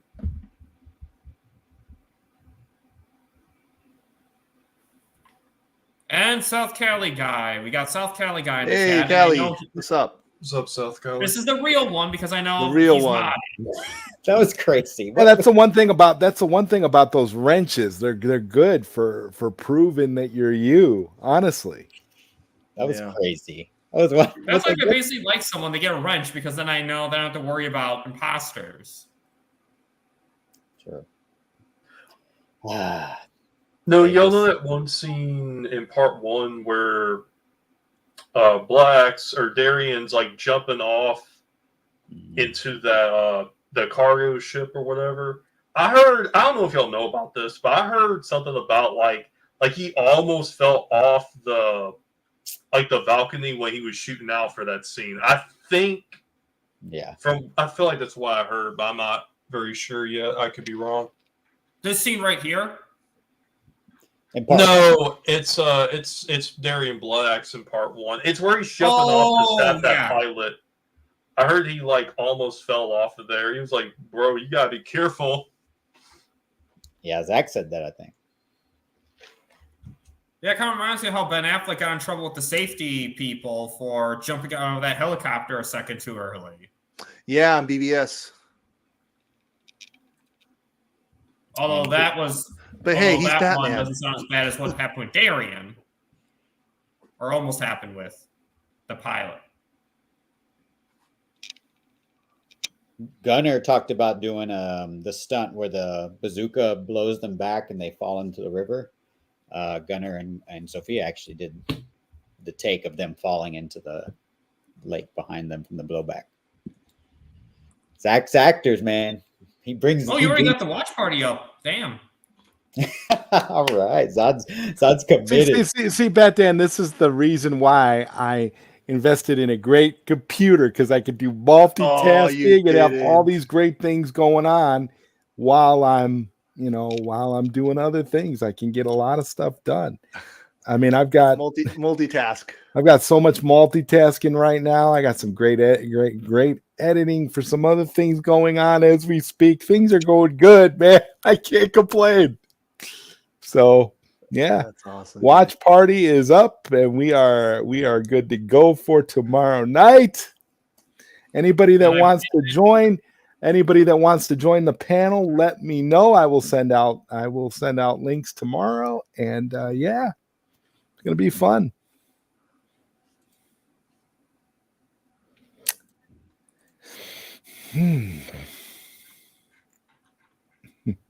Let me be perfect. Oh, Arki. Okay, cool. Multitasking. Yes. Yep, multitasking Zod. What do you think of the thumbnail, Bat Dan? Did I do all right? I haven't seen it yet. I just saw the link. I like it. Okay. I like it. Cool. Let me just see the link real quick. Okay.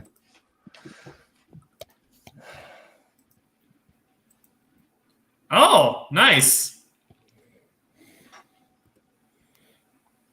Like it. Yeah. It's the first live from the couch in a long, long time, guys. So should be fun.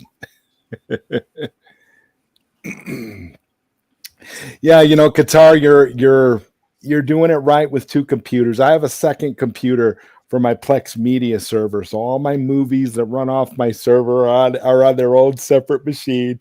It's my old computer, and I don't use nothing. I don't use that computer for anything but for the server. That computer is basically a server. And then, I have my real computer for everything else.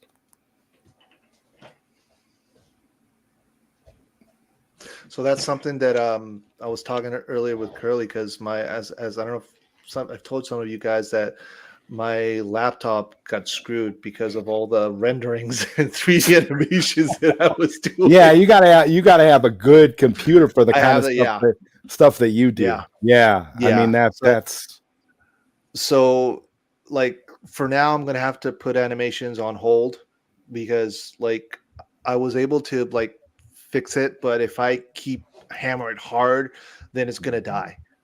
So I'm just gonna have to hold on for a few months, because there are some desktops that I can get for between 25 and 3,500, like gamer type PC. You don't need to spend that much, man. You can get a good one for like just over $1,000, and it'll be fantastic. Well, the issue is that I need a good graphic card. We're talking like the GeForce 4080 type. That alone is like, I don't know, like 1,500 or something. I was thinking like one for like maybe $500 or $600 would work out, but it just kind of all depends on what software you're using. Yeah, it depends on your software. It depends on what you're rendering. Yeah. Well, that's the thing. So like my laptop, my Alienware, I can use it for my normal stuff, like what I'm doing with you guys now, and use Premiere to like do my editing for my podcast, and that desktop exclusively just for animations and 3D. So that would be ideal. Like you said, like have your own computer to do one thing and then the other one to do, the other stuff. Yeah. And I was like, you know what? I don't want to throw my old one away. And I was like, I didn't want to bog my new one down with my media server. So I'm like, I'll just use that one as the media server. That's all that it's doing. It's not a problem. I would never try to use it for anything else. So it's sort of like you find your use for your old computer, and then your new computer takes on the load of all the big stuff that you do. That could be a new podcast also after, like rendering with Costello. That's when I display all my. That actually, you know what? Honestly, Costello, that actually sounds very, very very like high end and artistic, and you could like do it and set it up. I bet you it would be huge. To be honest with you, it would probably be bigger than your Lethal Geeks thing. You know why? Because people are into that the technical aspect of things. So channels like that usually get really, really, big followings and big views. So if you did something like that rendering with Costello, it'd probably get big. It'd probably be a really big channel, dude. I mean, if you have a passion for that and you actually do want to show people how you I do want to like I said, I mean, originally, like I said, that was my goal, like just do animations for sale and keep the conversation going. But since I have to put that on hold, the podcast now, that's perfect. Oh my God, yeah, dude, the podcasting is like a life changer, because there's so much that you learn. There's so much that you get out of it. And again, the collaborations with all these great people. It's like it never gets old. It's such a beautiful experience. Absolutely.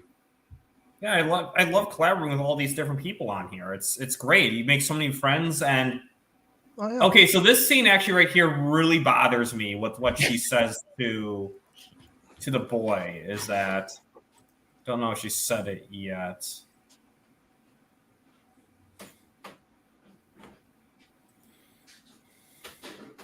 But hold on.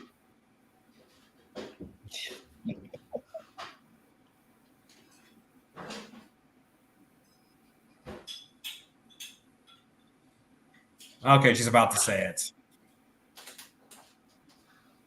You did good. Oh shit! Fuck. No, it's you did well. It's not you did good. It's you did well. I got too excited. I'll be right back.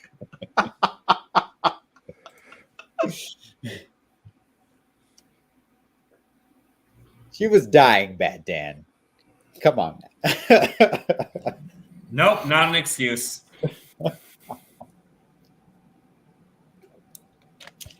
I summarized it.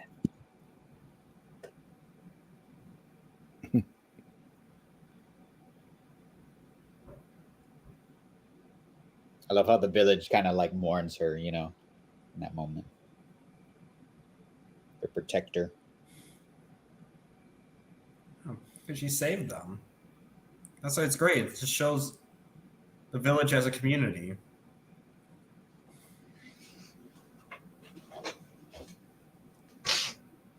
And it raises the stakes, obviously, for the battle. Oh, and the battle scene in that documentary, they just completely dive into every aspect of this, how it's filmed. So amazing. Dude, while I was watching, this whole battle, like, they could literally make a game out of this. And even that Roblox collab they did proves it. Like, they could have Dice or Frostbite, even though they've been doing a bit better than they were recently. I think they would make a good Rebel Moon game. And even Respawn. Sky was talking about that, how Respawn, the guys that done Titanfall, Star Wars, The Last Jedi, and Jedi Survivor. Jedi Survivor, yes. I think they would make a good Rebel Moon game. Dude, Jedi Survivor's the... Oh, wait, Batman, you played Jedi Survivor already, right? I haven't beaten it yet. Okay. I mean, it's hard because like some weeks I have so much time to play video games, and I go weeks without playing video games because I'm so busy. And Yep. No, dude, like I love how since I have the lights off, you can just totally tell certain scenes I have that are on right now just by the lighting. Just how it just like the shooting, you just see the red like completely light up back here. But luckily, I don't think Netflix can copyright for that. So.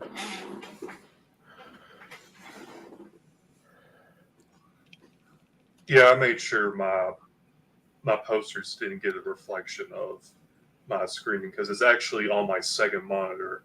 Because I moved my smart monitor on my desk to my other one, so this is why I just used to watch TV in my room if I need to. Oh, right, yeah, because I remember the reflection was an issue on the last show. Yep.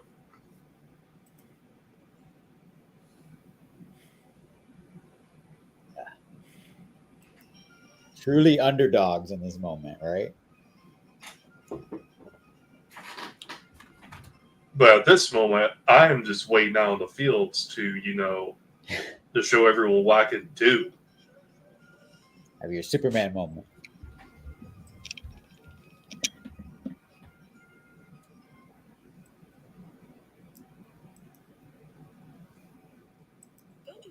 Poor soldiers. They're just trying to save their fellow commanders, their fellow officers. And you can tell how much they actually care in doing their job. And then... Hey, guys, there's background music again. Oh. Not coming from me. It's gone now. It's gone now. I heard it earlier. It was not for me. Okay. Integrity. Well, thank you for confirming. I know, I just try not to have it on for too long because, Netflix is... Oh, yeah, we got more Rebel Moon Funko Pops coming out next month. I think they're coming out on the 20th. So I was just letting y'all know about those. Cool. Well, now that I think about it, Batman, Netflix shouldn't give us a hard time because we're the Snyder Army. They Yeah. they shouldn't be giving us shit. That's a great point, but you know, The shouldn't doesn't mean won't. right? Big companies are That's true. not. I mean, as much as we praise Netflix, they're still a big company and they want money.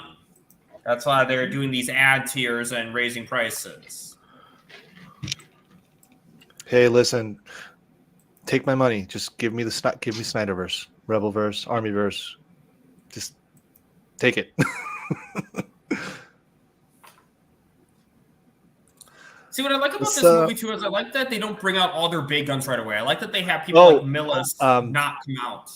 Integrity. So, you want a RoboCop episode? Like, what do you want to know? What do you want us to break down the OG RoboCop with Paul Verhoeven? It's a Zack Snyder favorite, so you kind of have to, right? Okay, I'll do it. Actually, I should get by Tuesday I should be getting that other the RoboCop v Terminator paperback. Oh, nice. Getting it by two. So yeah, dude, like Josh, like I bought a shitload of comics this week. I saw your like that was quite a haul.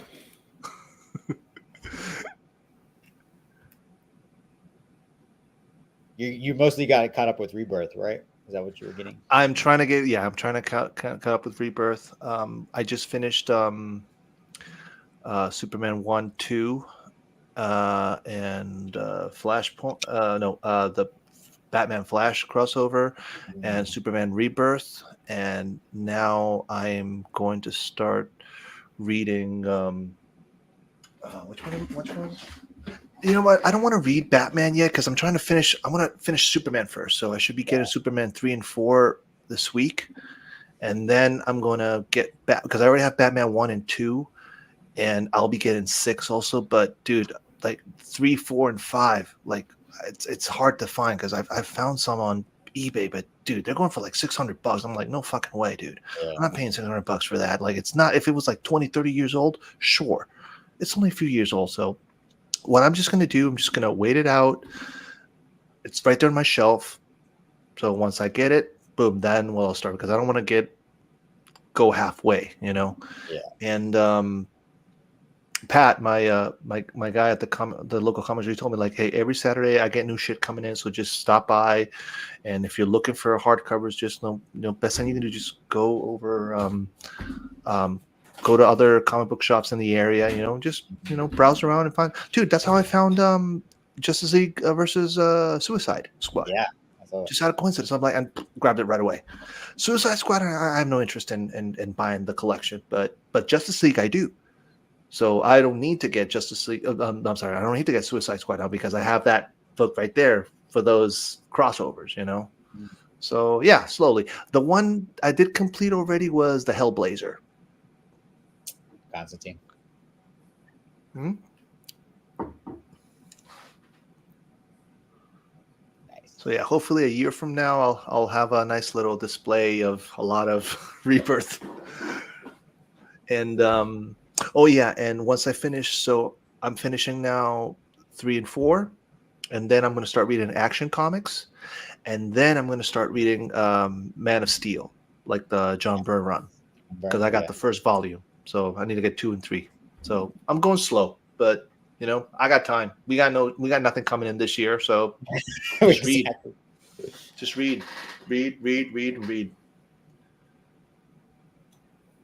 I mean, the director's cuts for the next big release. Other than Deadpool and Wolverine, I'm really excited. Oh, dude, that's good. Dude, we gotta get a popcorn bucket. That shit is gonna sell like hotcakes. I mean, yeah, we're gonna need the rated R. Y'all think y'all might go see Venom 3? I'm gonna go. I haven't even seen the second one yet. Let There Be Carnage. Yeah, I'm like, dude, Sony doesn't know how to. They don't know what to do with. They really. No, that whole universe is garbage. I like the first Venom movie, but after that, it's just. That second one wasn't. Yeah, it wasn't that good. But Madam Web's #1 on Netflix right now. So. Velma also got enough views for a second season. Like Sony is just trying to milk that Spider-Man franchise just to not lose the rights, but I saw it's something it's where- tarnishing the brand though, and I think I heard that if they keep doing that, like legally, Marvel can sue them for brand damaging or I think also was it like tricking the audience, like, because I think the actresses were saying like, oh yeah, we're part of the MCU. Like, no, you're not. You're not part of the MCU. So there's a lot of shady things going on Sony. I heard something where like putting Vulture in. Yeah, that's one. I'm sorry, Curly, go on. Oh yeah, you're cool, dude. What I was saying, I think they're giving the people that did the Spider-Verse stuff. I heard something about Sony giving them like full control of the Sony Marvel projects after Venom 3, I believe. Lord and Miller, right? I think so. Let me look it up. Yeah, I think of the upfronts. Well, that's another IP that Sony does not want to get rid of because they bought it for so cheap, like literally for like pocket change. Yeah, because Marvel was poor back then. They were going. Yeah. And that's my fear that DC will go that route also if Gunn doesn't deliver on his little pedo sandbox.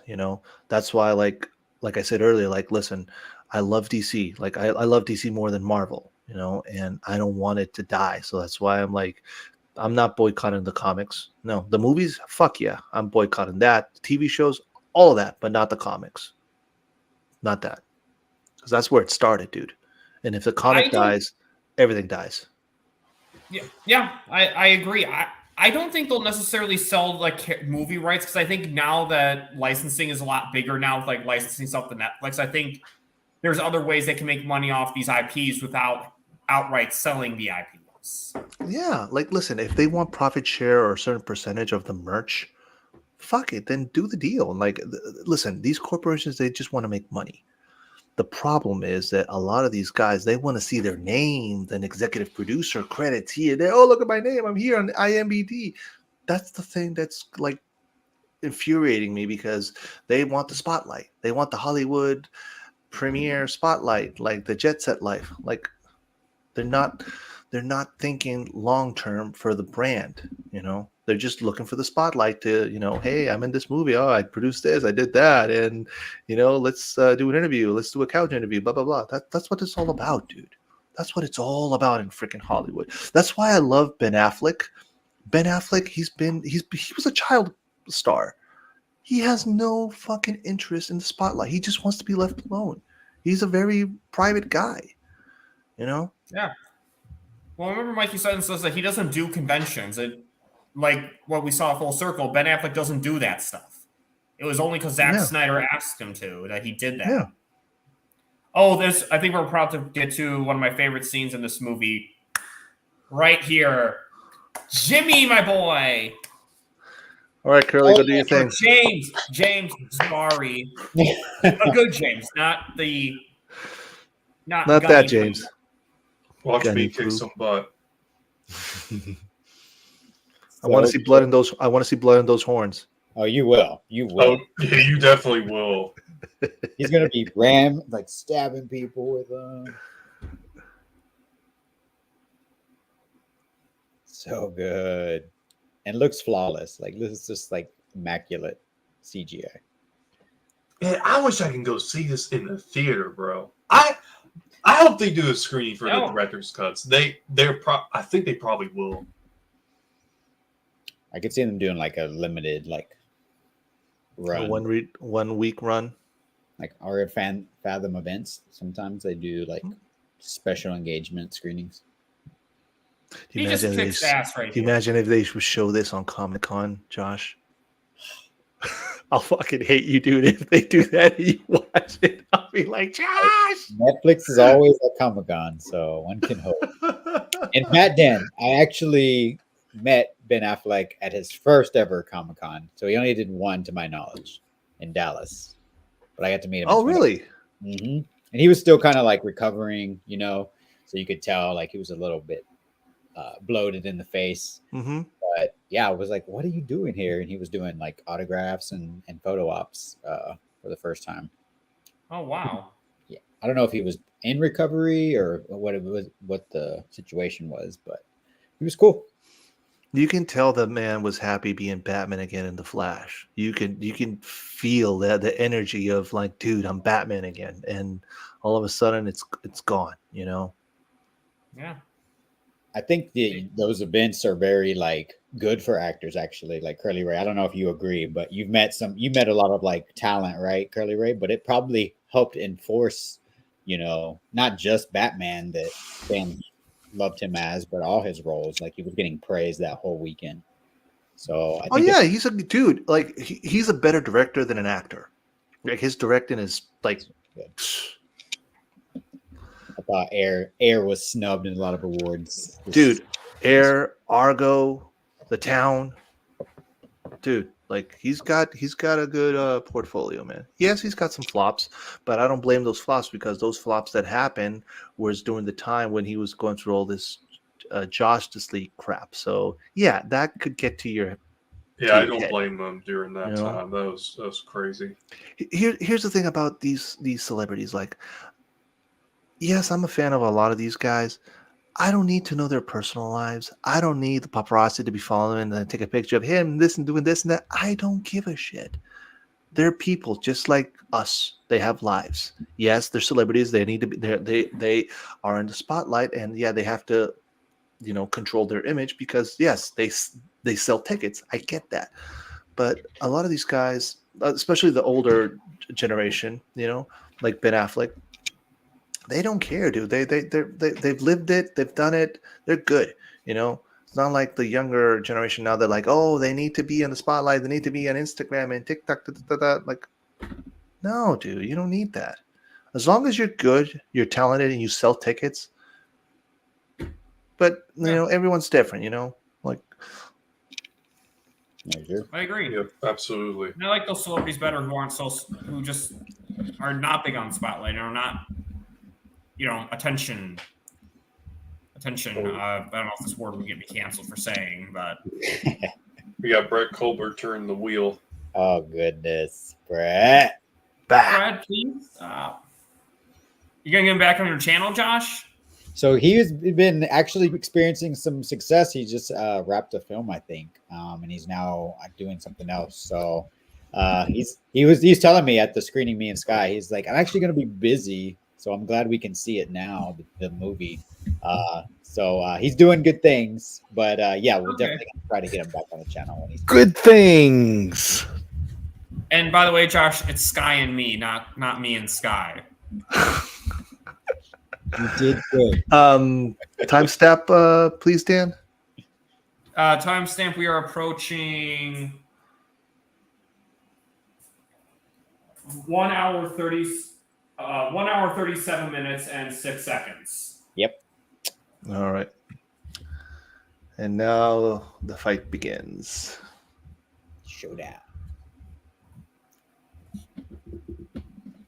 I actually met and trained with Ben Affleck's trainer, the guy who actually trained him for to be Batman. He actually his name is his name is Walter Norton Jr. He used to be the physical condition trainer for the Celtics back in the day. He's got his own gym up here in Boston, and he prepped.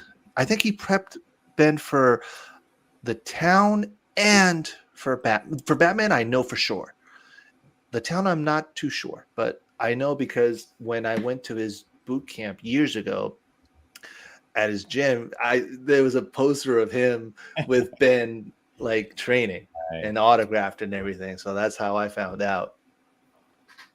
And his one of the guys that works with him, is actually Matt Damon's cousin, and his last name is Damon, and he looks a lot like Matt Damon. I won't say his name because I don't want him to be like, harassed or attacked or bothered, but he looks a lot like like he looks like when I saw him, like, yeah, you are definitely Matt Damon's relative. Oh yeah, you mentioned on the last stream, I think, that you remind me that you and Ben Affleck come from the same city. Yeah, he's from my hometown. Yeah, I know people love him here. They love him. I have to ask you yourself, is there a Tipton hotel near where you are? There's a what, sorry? A Tipton hotel, if you're Disney Channel reference to Sweet Life of Zack and Cody. I was thinking about that too. I was like, the Tipton. Actually, now that I remember, yesterday I went to this Chinese restaurant on Route 1. It's called Kowloon. It's like 70 years old. Like it's been there forever on Broadway. And a lot of celebrities that have come to Boston to visit or film movies or shows, whatever, have gone to the restaurant. And like when you enter the restaurant, like there's posters of wrestlers, actors, The Rock. There's a poster of The Rock also there with his signature. And unfortunately, there's one poster that I hate to see every time I go there, but I have no choice. I think you guys know which one I'm talking about. There's a lot Cena. Peacemaker poster with his signature. And I'm like, and I see freaking Gunn's trophy wife there. I'm like, ugh.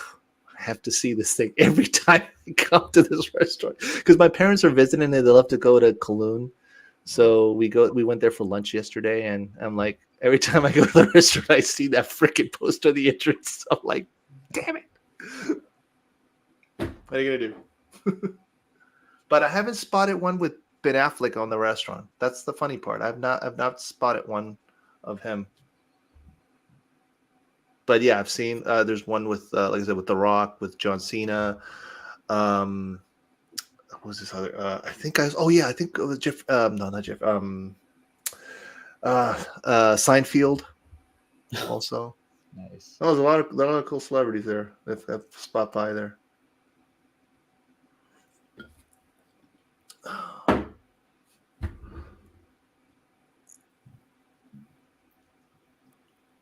And I also met John Cena. He stopped by my bar once too. Yeah. Okay. Did you see him though? Yeah. I walked right by him. Like this was long before he was Peacemaker, but the guy's not that tall. He's my height. He's 6'1". Yeah, but he's big, but not that tall. See, this is why Noble is such a douche. Like, what a douchebag. Hey, karma, right? Karma.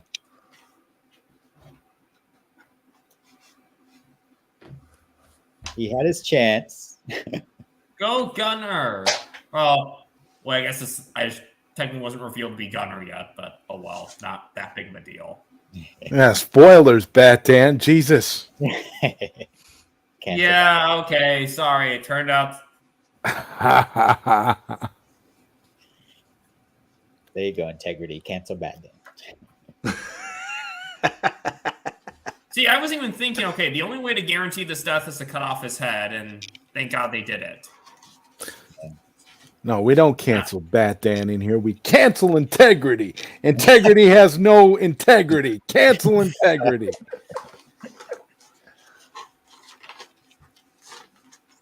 That's true. Mm-hmm. Yeah, I've never been to Boston. You can't? Did you? Okay, Callie, did you go to Salem when you came here? You said you came for Halloween. Were you in Salem? Did you come to Salem? Like, dude, like Salem, Mass, it's packed all fucking October, all the time. Like, it's impossible to go to Salem in October, and everybody is dressed up all freaking month.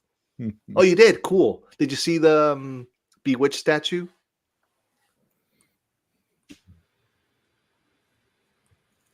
I'm sure you did. Yeah, it's right in the middle of town. Yeah. Yes, like Salem is a nice town. It's right in the coast. A lot of You met up with Vega. Okay. I want to go. Oh, you did? Cool.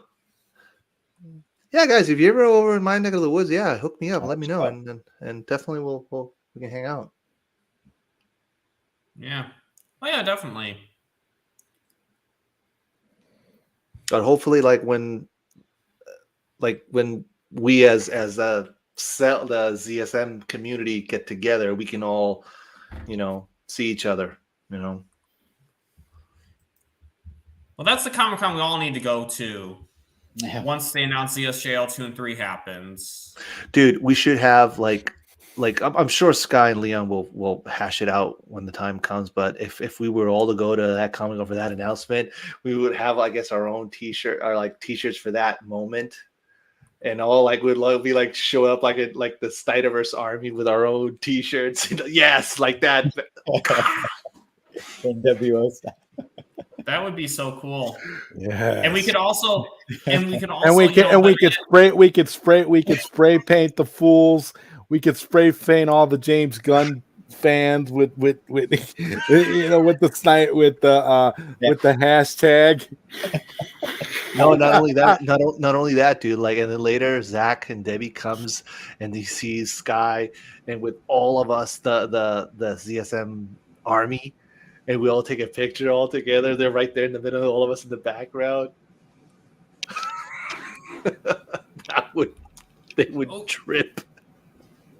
Also, what we could do, we could also get special shirts just for that, and have all the money go to AFSP, sell through Ink to the People. And Yes. I mean, I hope that's okay, because I mean, I know it's for charity, but it's promoting a brand, so I don't know if that would be considered bad.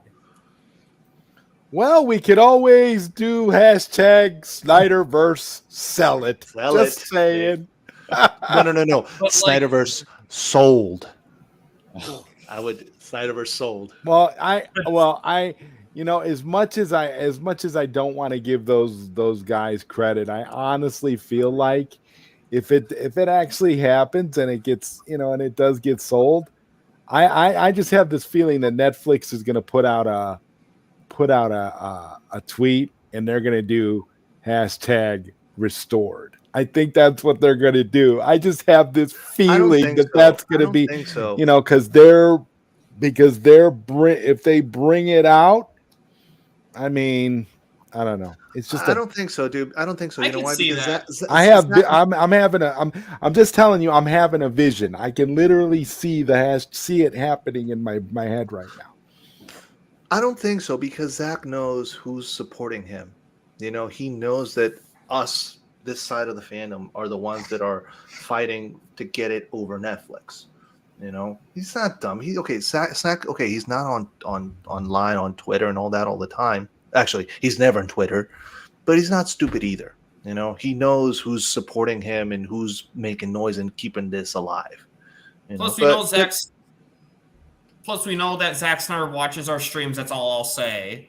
But the only reason I'm saying that I think Netflix will do that is because it's essentially just saying that, it's finally giving everybody what they wanted. It's appealing to everyone, not just the small, not just our section of the base, but to the whole Zack Snyder fan base.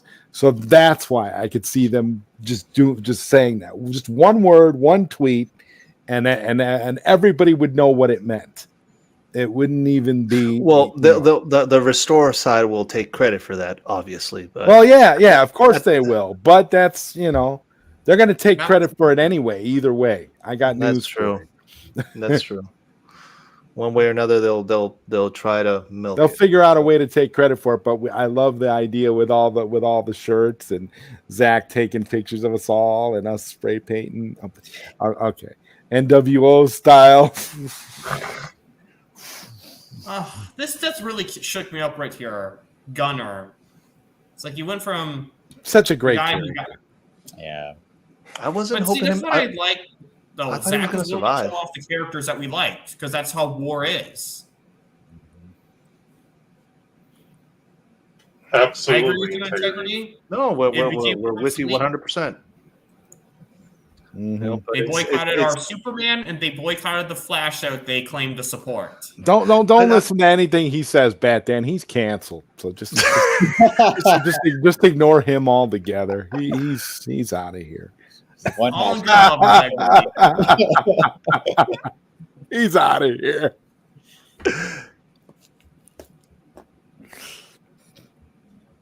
Yeah, no, dude, it's definitely a good idea, man. Like, we should definitely put that on the pin. You know, like when the time comes, you know, what I would do is start saving. Put like $100 or $50 every month on a little pile and just start saving and saving. Because for all of us that, I mean, not all of us live in LA, I'm sorry, or in California. So like I'm on the East Coast. Like Josh, you're in Texas.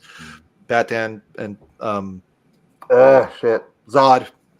Like everyone's on in their own side corner of this in the States. So definitely, like if we start saving now, you know, when the moment comes, we have the money already saved up. Hey, okay, how much is going to cost to go to, you know, for tickets for the flight and for the Airbnb or whatever? We have that money already. Boom, all right, let's go. And there's no one gets left out. You know what I mean? Exactly. No Snyder fan left behind. Yep. Exactly. No man is left behind. I love how Titus calls out Korra, and I agree, yeah, no one left behind. And I love how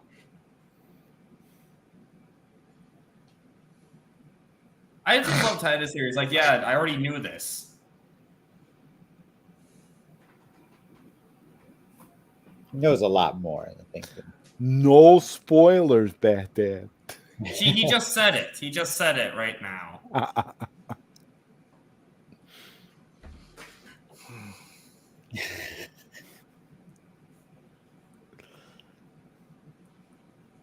I want to know how he knew that, though.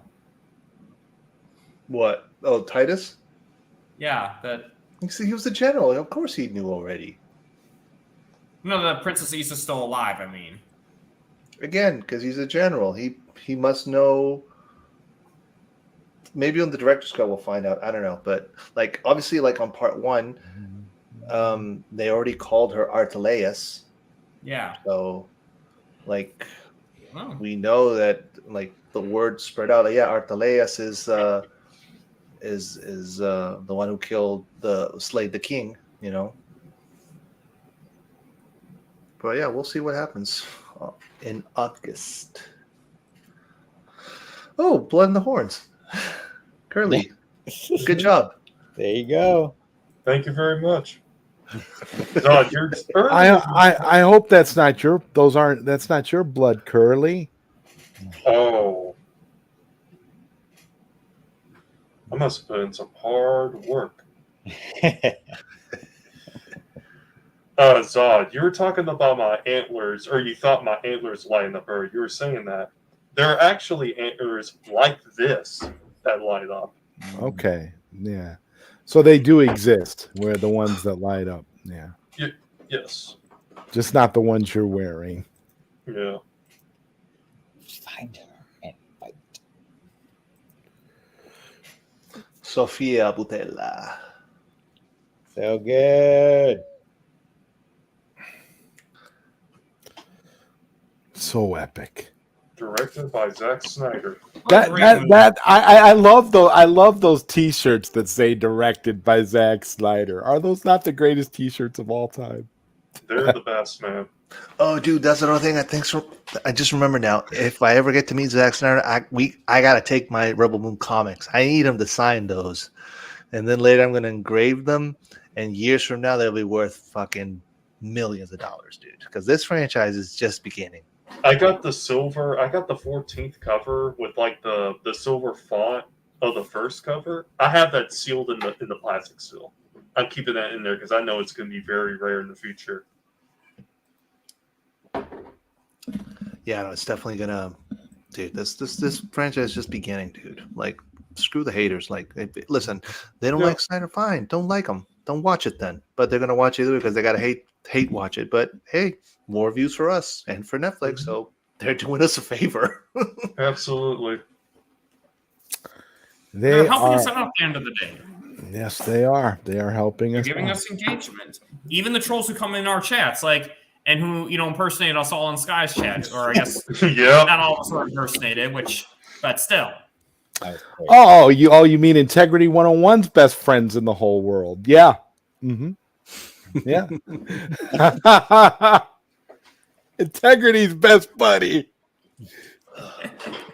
Yeah, but still, I really enjoyed doing this watch party. It was really great seeing the engagement, talking about the movie, talking about the other stuff we love related to all this stuff. But this was another great time showing Netflix the engagement. That's the whole idea, because right now that's the focus, is to keep Rebel Moon engaged. Because why would Netflix invest in other stuff with Zach, inexpensive stuff with Zach, when we can't even support the non-expensive, as expensive stuff, which I still can't believe the budget for these movies, considering how good they are. But No, and back then we learned our lesson also with Army of the Dead.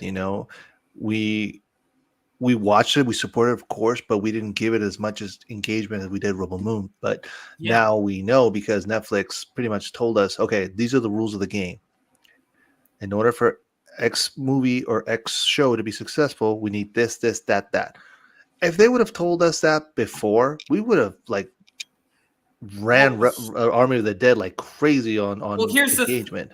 Here's the thing, though, Costello. When Army of the Dead came out, the problem was that we were all on Restore back then. There was no notion of selling the Snyderverse to Netflix. That's true. Yeah, you're right. You're right. So people were less invested in Zach's Netflix stuff. And that's one thing I like about this Netflix campaign, is that it tells us that it encourages us to support Zach's current projects on Netflix. And not only Zack Snyder's projects, but Netflix's other projects, like the animated stuff we watch on cartoons and Serial. Mm-hmm. Yeah. And yeah, thank you, Integrity. I agree. I try to do a mix of both. I try to do a mix of branching out into the other topics and talking about the movie. But yeah, but also I think it adds to the replay value. But yeah, I totally. Another thing also, Batman, is that animation is cheaper. The budget is much cheaper. So if we give it that much engagement now for Twilight of the Gods, the way that we're going to, like we've done Rebel Moon, and they're going to make their money back like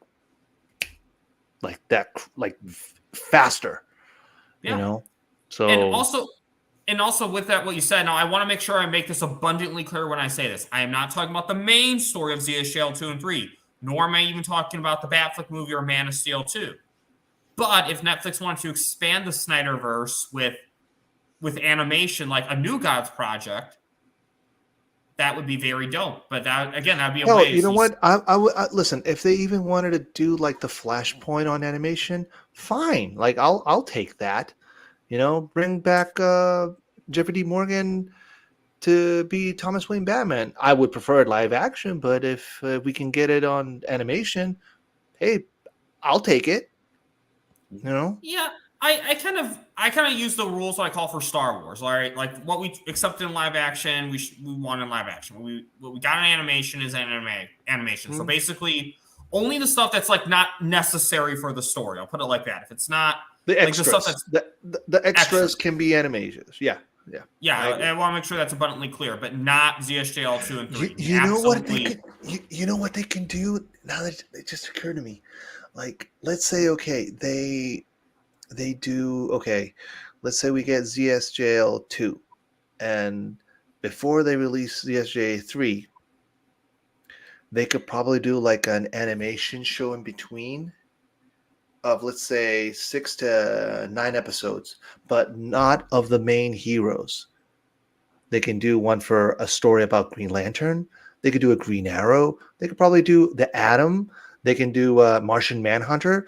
All those heroes that we couldn't see on live action, put them on animation. 1 episode per hero. Tell their stories like that. 1 hour. And you're done. Boom. And you move on to the next episode. Or 30 minutes to 45 minutes. Whatever.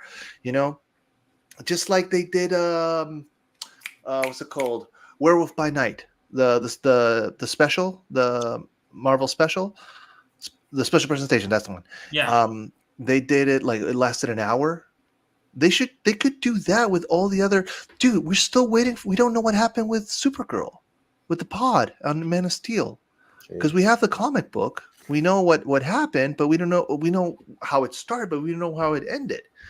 Well, we don't know how it's going in. So why not do that? Yeah, as a compromise? James Gunn's probably not going to allow anything with Supergirl because he's already casted Supergirl. So Yeah, except here's the thing: by the time that like a lot of this bonus extra stuff will come out, my guess is that James Gunn will have less power because he might not even be. Or DC, hopefully he'll have been fired. Let's just be honest about it. He'll probably be out of there. So that'll all be moot by then. And then, yeah, we can do whatever. Netflix can do whatever they want. Whatever because they they're going want. to have to do something.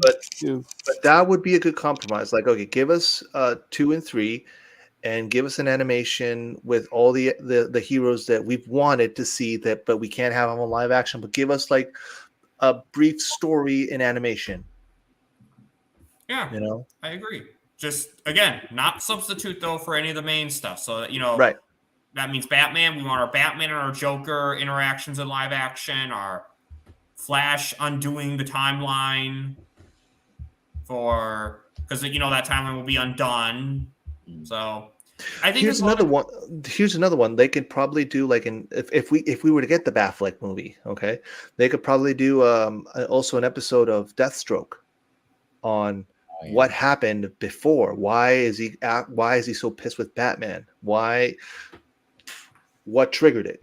Like it could be either a prequel story or a follow-up. Either way, But like I said, we got the characters. We got Martian Manhunter, the Atom, Green Arrow, please. Freaking Charlie Hunnam, please. Supergirl. We can do a cyborg. Why not? Let's do a cyborg. Let's do Aquaman. We already got. Dude, the possibilities are endless, dude. They're endless. Yeah, exactly. Because the thing is, when something's a success, you're going to do more, and I agree. I don't think that Warner not Bros. WB.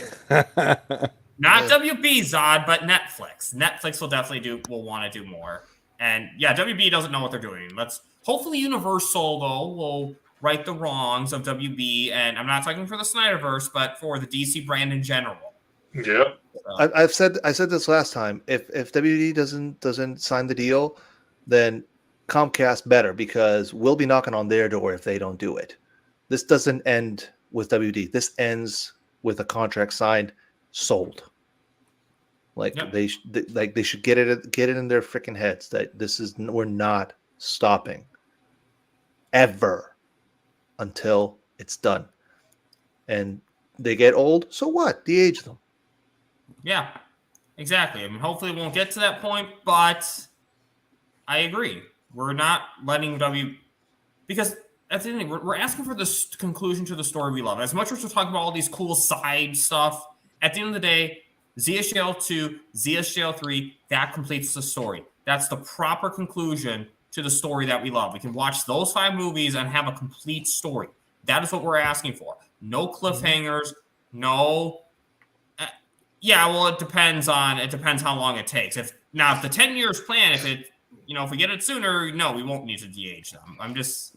I like Josh right here, man. Totally just chilling. I'm right there with you, Josh. Yes. Yes, bro. Yes. This is all preaching to the choir, man. We're all just like, yeah, that sounds good. Sounds great. Like, yep. Yep, sorry. Once I get on a rant, I get, Excel and I, we kind of get going. But, again, though, guys, this was a really great stream. I really had a great time. I always love doing these shows. And I guess we'll kind of wrap up right now. Any final thoughts about Rebel Moon, what we were kind of just talking about, and talk about what we have coming up? And we'll start with a Curly Ray. What about you? Well, there's one thing. Ready for director's cuts? We need to be promoting them big time. That's what I'm going to be doing throughout this whole entire summer. Even going to these conventions as well. I'm going to be going to another convention next, I think 3 weeks from now. And Cool. lastly but surely not least, sell ZA Shield to Netflix and sell Cyberverse to Netflix. Yes, sir. Sounds good. Well said. And now we'll go to Josh next. Man, great panel. Like, shout out to you guys for last week, right? Was doing part 1. And Technically, then- it was this week because it was Sunday, but yeah. Oh, that's right. Yeah. But yeah, I love, you, Bad Dan, shout out to you for assembling a great rebellious panel and engaging with Netflix. Love this movie. Love talking with you guys. You got some great insights. And I love that we're getting a watch party of Zods, now out of it. So we all put our minds together and engage, and I mentioned this on Skystream. I went to a premiere that happened here in my city, and it was a Netflix premiere, and they called it a Netflix fan engagement event. I was like, that's new language, and it's very specific. And I'm just kind of like, wow, that's crazy to think that Netflix really is for these type of experiences. That's what they're going for. The focus is on the fans. So that's pretty exciting. I think we're on the right course.